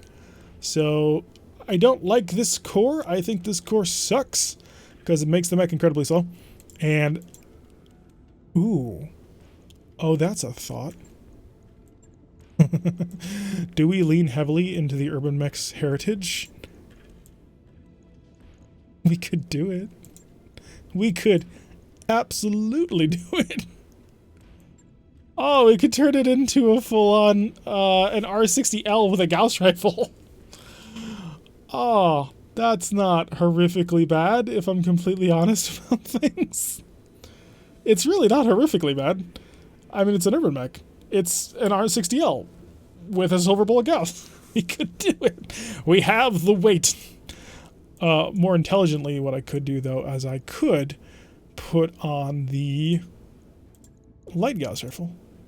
Slightly less powerful than the autocannon that's replacing. By slightly, I mean significantly, because we're going from 120 potential damage to 50 potential damage. And that would still give us 2 tons to be able to put the medium pulse laser on, if that was the direction we wanted to go in. Which I don't think it is. I mean, we're probably only 2 energy hardpoints and 4 ballistic. Machine guns and PPCs?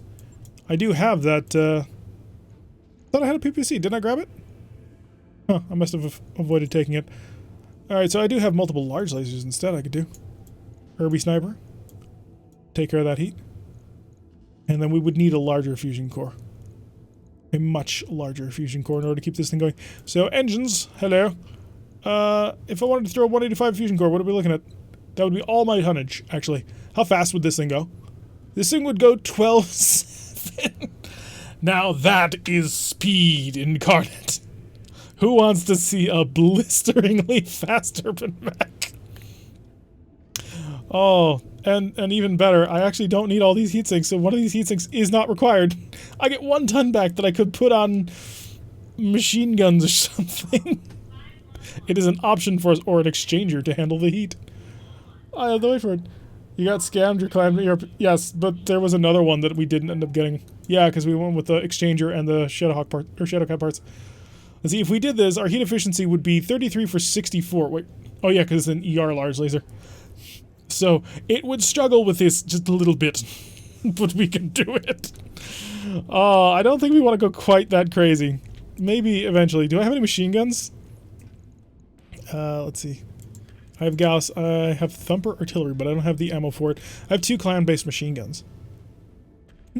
Maybe. Oh, it's so tempting to do this. It wouldn't be able to handle the heat. Like, this thing would just torch itself every time it tried to fire. But the 10% weapon heat generation is better than having a single heatsink. I really kind of want to lean into this, just because this seems hilarious to me, and not at all horrific. I do have an Omnipod hand, but I can't mount it, right? Yeah.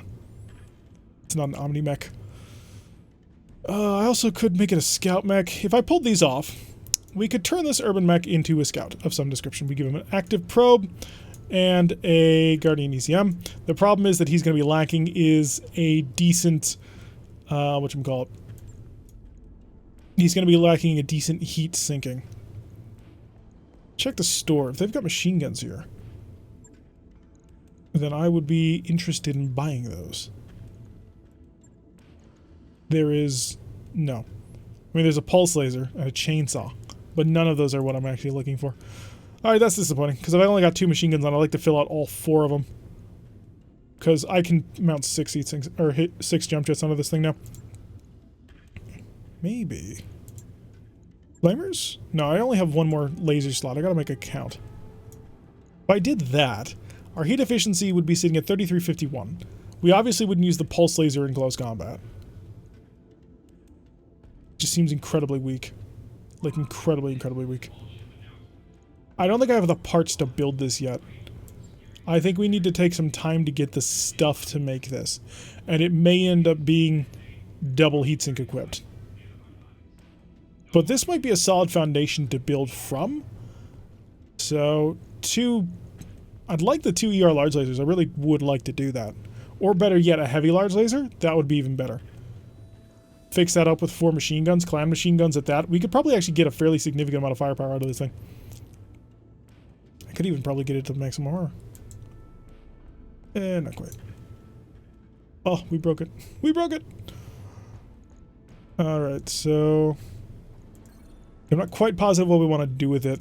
And we're not in a hurry to fix it at the moment, so I'm just going to refit. And we'll give it a patchwork for now just to get it into existence. And that's all we need doing. That'll give us 12 days of repair going on here. Confirm. He also needs more heatsinks if he's going to use the 060. Because it's too small of a fusion core. Alright, most of my mechs will be done in relatively short order. Yes, Urban Mech is in the back of the line because we don't need to do anything with it. 1 and 2. And I need 1 more day. There we go. Apparently we're going to be doing a little bit more work in the mech bay. The Locust is back. It's finally back after its initial death to that Pegasus tank. Let's go take a look. Oh, we lost the double heatsink kit. It has nothing. Okay, so if it has nothing, it can't make use of these anyway.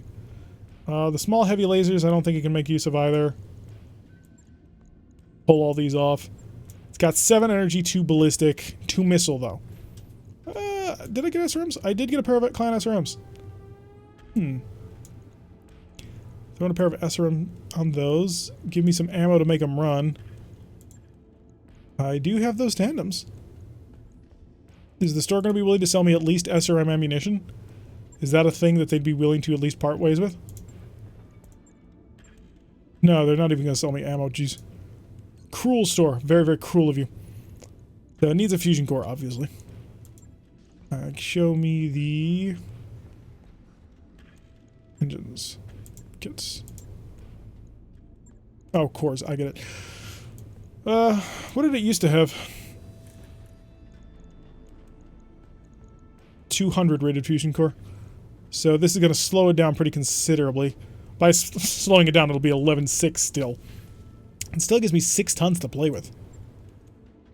So shed a little bit of weight from this. And then... I mean, yeah, I can turn this into a discount javelin. For not too much pain. I still need some heat sinks. How many heat sinks am I short? I am -5. So equip. Engine heat sinks. Give me heat sinks. Yeah. So 1, 2. The reason I'm going to put them in the legs is because I'm going to put my SRM ammo in the legs too.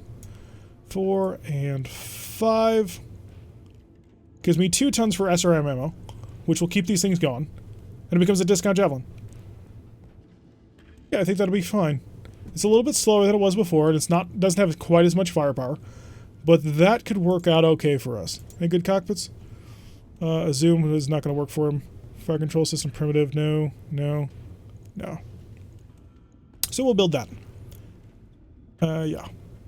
So we still need to get the 2 tons of SRM ammo, but once we've got that, we can bring that thing into being an okay mech. It's not going to be great, but it'll be okay. Alright, so, now that we've managed to go through all of that, we must save the game, reload the game. So, builder. save the game, reload the game, and then we'll go see about taking another mission. So there should be at least another achievable skull mission on this planet. Game saved. Load again. Career, builder, builder. But yeah, so that's not the worst locust design I've ever seen. I mean, at the end of the day, it's always going to be a locust. But having the flexibility of being able to mount the missile launchers on there is going to be pretty nice. Slowing it down, it's not that much slower, all things considered. I mean, from its original setup, sure, but max armoring it, I think it's about the speed of the Commando now, isn't it? And it's about as tough as it, oh, maybe a little less. But we need to find double heatsink kits. That is something we desperately need to get our hands on. So we're going to have to start finding a couple of mechs equipped with double heatsink kits and blowing their legs off, which is not something we tend to do. We tend to try and core them out pretty quick, which is something we're going to have to get out of the habit of doing. Is that the best mech? A trash can likes? Some people would say so. Although that is one heck of a fast trash can now. Or at least the planned version that we want to build will be. Put a 180 fusion core in that sucker, she's gonna fly. Maybe I could put in a whole bunch of jump jets as well. The problem, 4 machine guns and 2 medium pulse lasers, maybe? Although that's a lot of scatter. I'd prefer heavy. I'd prefer heavy lasers. If I can get a heavy large laser into that sucker, if I could get 2 heavy large lasers into it, you'll have some serious heat problems. So it can't quite manage that. Okay, so 1 heavy large laser, 4 machine guns, and jump jets would probably work it out. I'm not a super huge fan of the machine guns, but if you're looking to hunt crits, which you can generally do after a heavy large laser manages to hit you, then it might work out okay as a somewhat light hunter. Although, you know, not a great light hunter since heavy large lasers have a -1 accuracy, so trying to hit a target on the move, maybe not going to be the most brilliant thing you've ever tried. Although maybe it'll work out just wonderfully. Or we could rely on the 2 ER large lasers, because that amount of firepower is fairly significant. Like, just twin large laser, at least from an inner sphere perspective, 2 large lasers on a 30-ton mech is like, what? How did you manage that? And it comes from the fact that it's clan technology with clan weight-saving techniques, and, you know, they're 4-ton large lasers, which is hilariously good. We just need the right heat sinks to be able to actually handle it. Okay, gotta check out our mech warriors, because our mech warriors have managed to level up. Or maybe not. Punisher can get a level of gunner, which we're gonna grab from. Turn him into the best gosh darn gunner we can ever find. T-Bone, nothing, and Jester, nothing. Alright, time to go back to the command center. See if we can't get some work done today. Reconquest is I don't want to do attack and defend. I think attack and defend will get us killed. Get us killed in the worst possible way. Alright, there's a single 1.5 skull mission left. And then we're on to 2 skull missions. Of which, none of them are good. In terms of us being able to handle them. So, I think... Oh, but I want to take Burden of Proof. Because they had a Shadow Cat. Capture base at 1.5 skulls, take this for full salvage and see what we get with it? And it could be a risk, but it might pull off. Or maybe the 1 skull is okay in order to try and take on an attack and defend. The thing is, we're going to have to survive through a lot of waves. And that's the concern. We're talking... There's the assault force, the defense force, and 3 backup waves, so 5 lances. I don't think we have the survivability for that just yet. Even at this level. We'll take Swift Reclamation. Potentially we could get 876,000 if we capture the base. We'll be fighting Clan Steel Viper, but Diamond Shark will like us a little bit more for it. Or we could take it potentially for all the salvage, and maybe we could get our hands on a Shadow Cat. Let's sell the Locust. That might be an option. I don't know if I want to do it. Do I try it? We'll try the Escort at 2 skulls and see if we can pull that off. Not sure where it'll come from, but we'll give that a shot, I think. And maybe that'll give us the money that we need to move on. As long as we don't take too much damage on this mission, then we should be alright. Sounds risky? It's a little bit risky, not gonna lie. It's somewhat dangerous to try and do. But if we pull it off, we can maybe get a medium mech. I mean, it is a 1.5 skull mission. We took, what was it? The last one was a 1 skull mission, right? And we ran into a medium mech. 2 medium mechs. Both of which were fairly good medium mechs at that. So if we manage to get our hands on a Shadow Cat, then I am going to sell that Locust. Because at that point, it's not useful to us. I mean, it's a super emergency backup. But at that point, I'd rather sell the Locust, get the C-bills, and be able to move on from there. So that's kind of the plan there. Although this, of course, requires us to run into a Shadow Cat, which is not necessarily likely. There are a lot of mechs in this game, and even though every mech has a ton of variants now, there's just so many different chassis that running into identical numbers is going to be somewhat difficult. So one of the reasons why I was so surprised that we ran into two Shadow Cats on that same mission, because I was like, oh, if we managed to get to both of them, we could probably cobble one together. Unfortunately, it wasn't quite possible with the way things ended up working out, and we had to cobble together an Urban mech, which I think actually could work together. I think that Urban mech may actually not be terrible. Alright, let's drop in and say hi. So we're going to steal a warehouse complex and blow up the Vanguard. So, how are things? Things are interesting. Oh, we've been on this map several times. Lovely little forest here. It slows you down, but you have cover to work with. Could try to take the high ground up top. Ooh, maybe that's the way to go. But it gives you high ground and you shoot into the low ground. I think that's the direction we're going to go. Sprint off to the side. We're going to avoid and go off in our own direction. Everybody stay inside the jamming field. Sprint is what I want you to get done. Just avoid standing in the geothermal. You don't need to be there. Link's gonna come up as well. And Link's will run through... Yeah, he'll run through the geothermal just a little bit. As long as he doesn't fight this turn or next turn, which I don't think he's going to, that should be alright. T-Bone! Get that Kid Fox along the way. And maneuver right over there so you don't start the next turn inside the geothermal. Alright, so hopefully we'll stay hidden underneath our electronic countermeasure, and they won't realize that we're sneaking around to their sides. In order to get... Oh, we've already identified the enemy. Got a standard streak LRM turret and a stand... Yeah, we'll engage you. We'll start engaging you more standing still to just barrage you. Waiting for orders. But if I can just kill you from a distance, that would be ideal. Get the commando over in tight. And Punisher. Punisher's just going to maneuver nice and close in with us, keep the ECM protection going. He's going to brace it up. And then Lynx can also add into this whole fire support shenanigans. And he's only going to walk. On it. LRM 30, unload. Not particularly great accuracy, but if we can shoot without being shot at, it's a pretty decent pickup. T-Bone! What can I do for you? Your Kid Fox can just stand still, honestly. Wait, you could... Oh, you can't see it this run? That's unfortunate. Can you see it from here? Got it. No, you still don't have anything on scope. That is unfortunate. You must have failed the sensor check. It rolls your sensor check every single round to figure out what you can and cannot see. So it looks like this time we were unable to identify the target. And you're going to stick with the group, nice and close together, so your electronic bubble stays nice and happy. And you're going to keep on walking forward. And you're going to keep barraging the Streak LRM turret. I don't want to deal with the pain that thing's going to cause.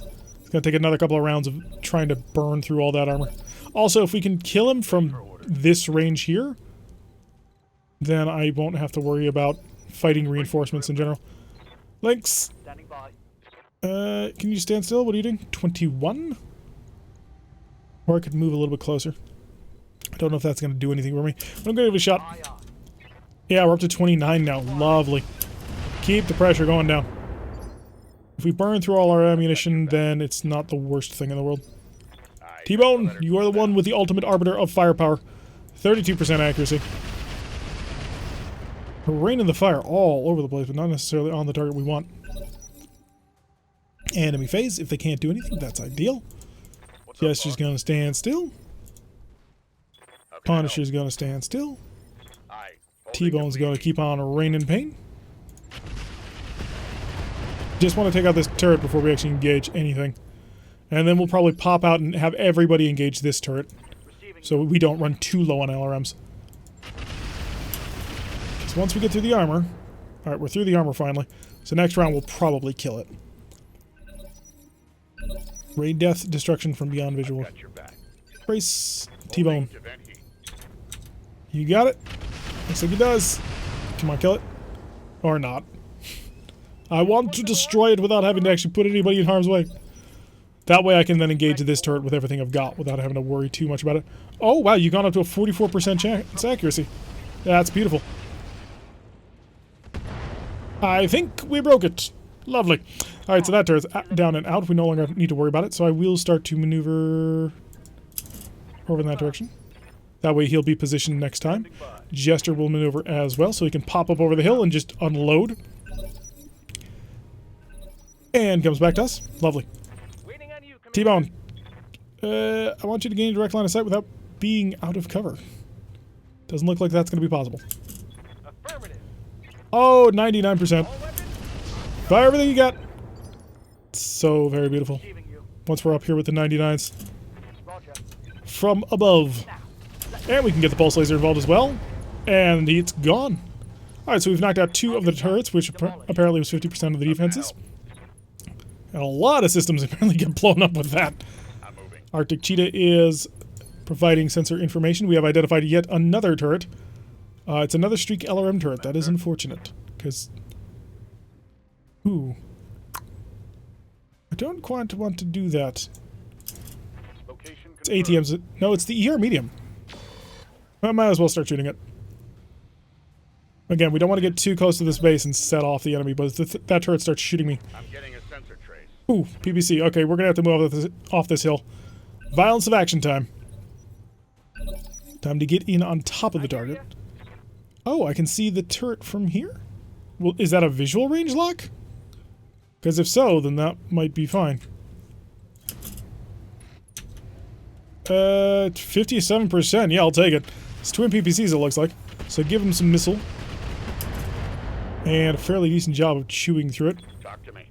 Punisher, I didn't think you could actually do any sort of actual support on it, but apparently... Oh, it's probably your ER medium.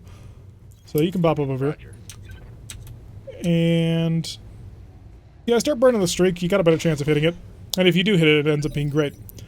Jester can continue the fire. Right there. Not you, but you. Yeah, 14% is slightly better. If we get an ER medium shot, it'll just be a little bit of extra fun. But I don't anticipate they'll actually be able to do much in support. And Cougar. Get the Cougar on in here. And that'll be beautiful. We are going to be cooking because we walked through the geothermal, but I might be able to kill it this round. Not quite. So we are going to get shot back at it by it, but we will kill it next round. Then we'll be able to move on to the streak turret. We'll have burned through most of our alarms to do it, but it's safe. How can I help? Oh, but that means this was such a waste. You keep firing over there. Hey, you managed to hit it. Good job. And you can stand still. Just keep jamming everything. T-Bone. I want you to... Oh, did you lose target on him? I got the maneuver slightly off over here. Darn it, we got too close. Please don't show up just yet. Fire all the missiles at this turret. We want to break it down before it can do anything to us, because it does have PPCs, which is a lot of direct fire. Alright, we take that out. Now we can... The Cougar's going to have to rely a little bit on shedding a little bit of heat. Right, so you're going to fall back very slightly. Get off that heat. Shut off your large pulse laser. That'll take care of your heat problems quite nicely. We're burning through ammo, but you know what? It's worth it. Keep the fire going down. And Jester. Jester has the line of sight with his ER medium. These ER mediums have ridiculous range on it. And another good light little stab. Enemy phase comes back to us. Talk to me. Punisher is gonna see if he can't get a line of sight on something. He has one just standing still, so. Stand still, lob a couple of, oh, you managed to hit it with a heavy large. That'll take off quite a bit of the health on that turret. And the Lynx will continue long-range engagements as well. Let's shove the large pulse laser into it as well. And that knocked it out entirely. Okay, so we took out all the defenses. Now we just need to take out whoever's left. He's going to sit there and chill as best as he can. Managed to avoid shutting down. We'll hang out on this mountain for a little while, just in order to get rid of our heat, get rid of any sort of instability that may have generated, which it hasn't. And we'll be ready to engage next round. So, not this round, though. Get rid of the Arctic Cheetah. It may take the Lynx a little bit longer to actually get everything under control. But I'm perfectly happy to sit here and just brace it up. Oh no, it's going to be this turn, and he will be back under control. And the enemy has dropped a dropship right next to us. Okay. Are we engaged already? That's going to be the real question, because we're engaged already, and I'm standing still. At least he walked into my jamming field. Please don't shoot me. Please let me kill you before you try and shoot me. Let me get my entire lance underway. Got an Incubus to work. I think I have Incubus parts. Ooh, that'll be nice. If I do this right, I might be able to get myself an Incubus. So the enemy showed up after we've dealt with all the turrets, which is ideal. And we're in relatively short range with them and coming downhill. And a Viper bouncing forward. He's going to be the aggressor and open fire immediately, nailing the Cougar with a couple of shots. We are really relying on the electronic countermeasure at this point, but luckily we should be able to jam him quite nicely. He's heat critical even in this temperature? Really? Wow. Okay, let's get some fire going down. I do want to hit the side angle of that target. Oh, and it's going to be fairly decent accuracy according to this. So I've identified a Viper, a Cicada, and an Incubus. The Viper has missiles and various other energies. Hit his side. Okay, we got a penetrating hit. Lovely. And also quite a bit of stability damage already. Structure exposed. Enemies on the roll. Who's up? Who hasn't moved just yet? Oh, God, there's an Enforcer. A 55-ton Enforcer? Okay. Could be a problem. The Enforcer still has that little bug where it puts a random gun barrel sticking up above its head when it has a weapon that it doesn't know what to do with. Okay, apparently nobody did anything. Please tell me there's only one lance here and not multiple, because otherwise we're going to be in a lot of trouble. That's not great accuracy.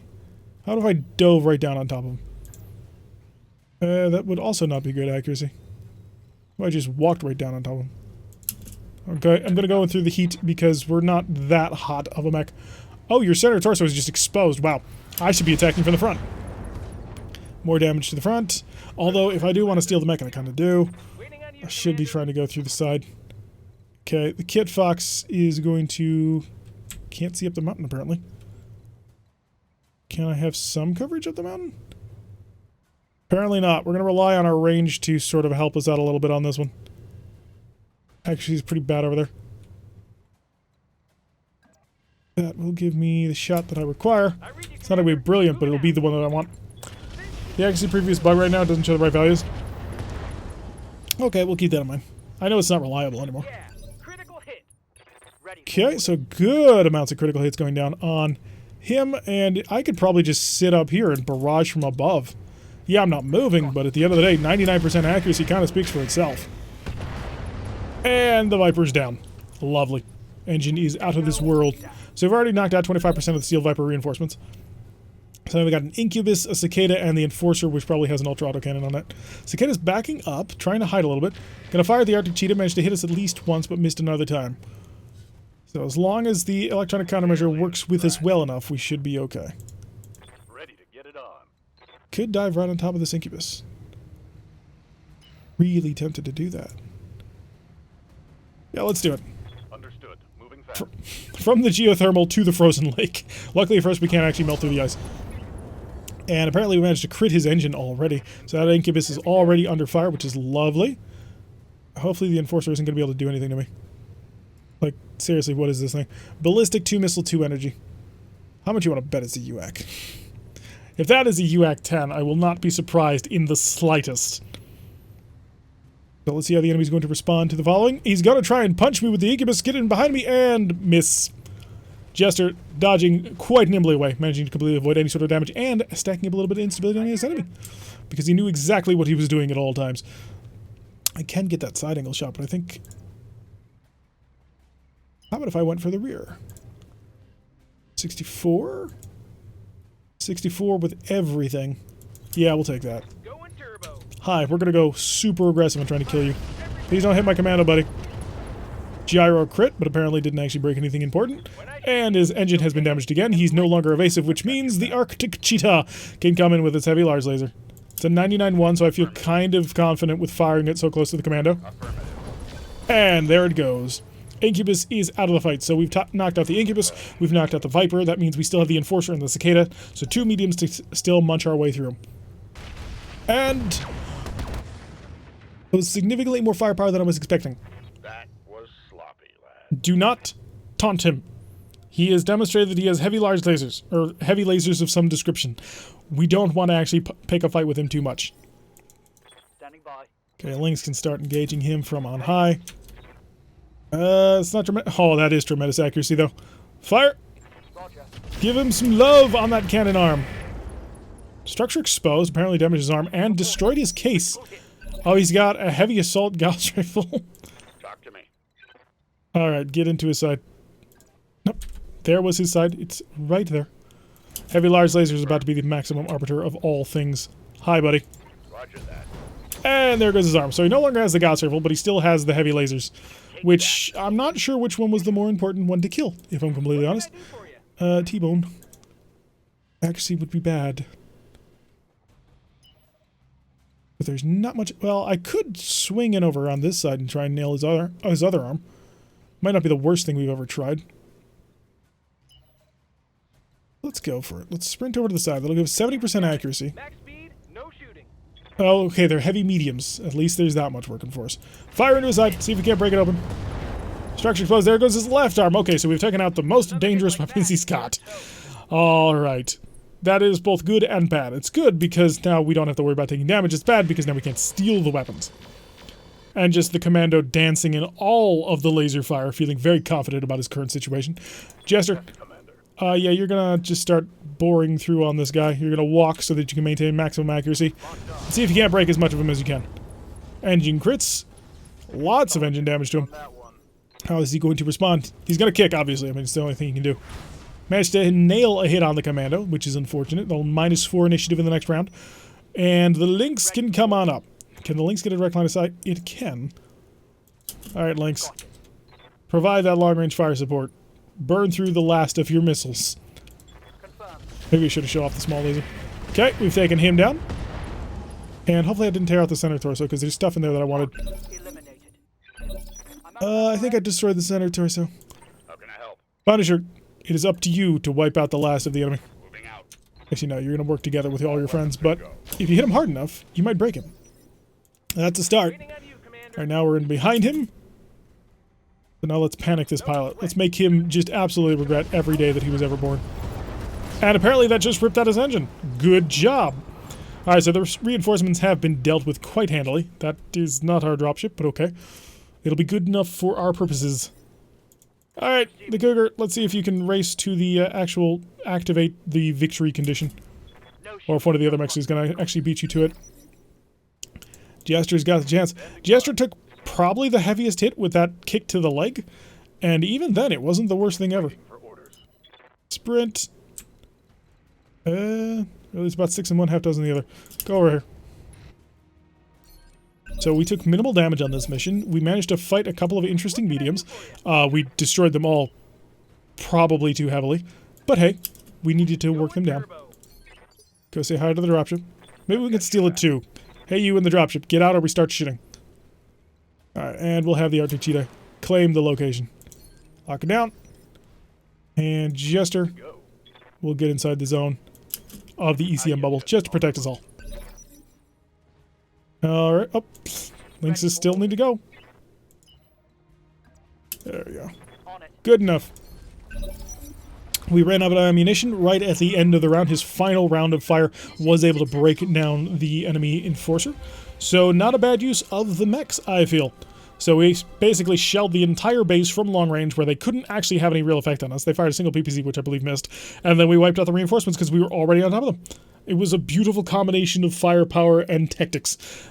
So, pilots are starting to get better and better at what they do, and we're starting to learn the game better and better once again. We are getting back into the groove of things, I feel. So even though we've had a couple of rough matches where, heck, the Kit Fox got one shot by an AC-20 right to the center torso, I think we're starting to get things back underway. The Cougar managing to pick up 5 kills. Not bad lengths. That's possibly one of its better showings. Alright, we have 1 Incubus part, and 1 through Viper parts.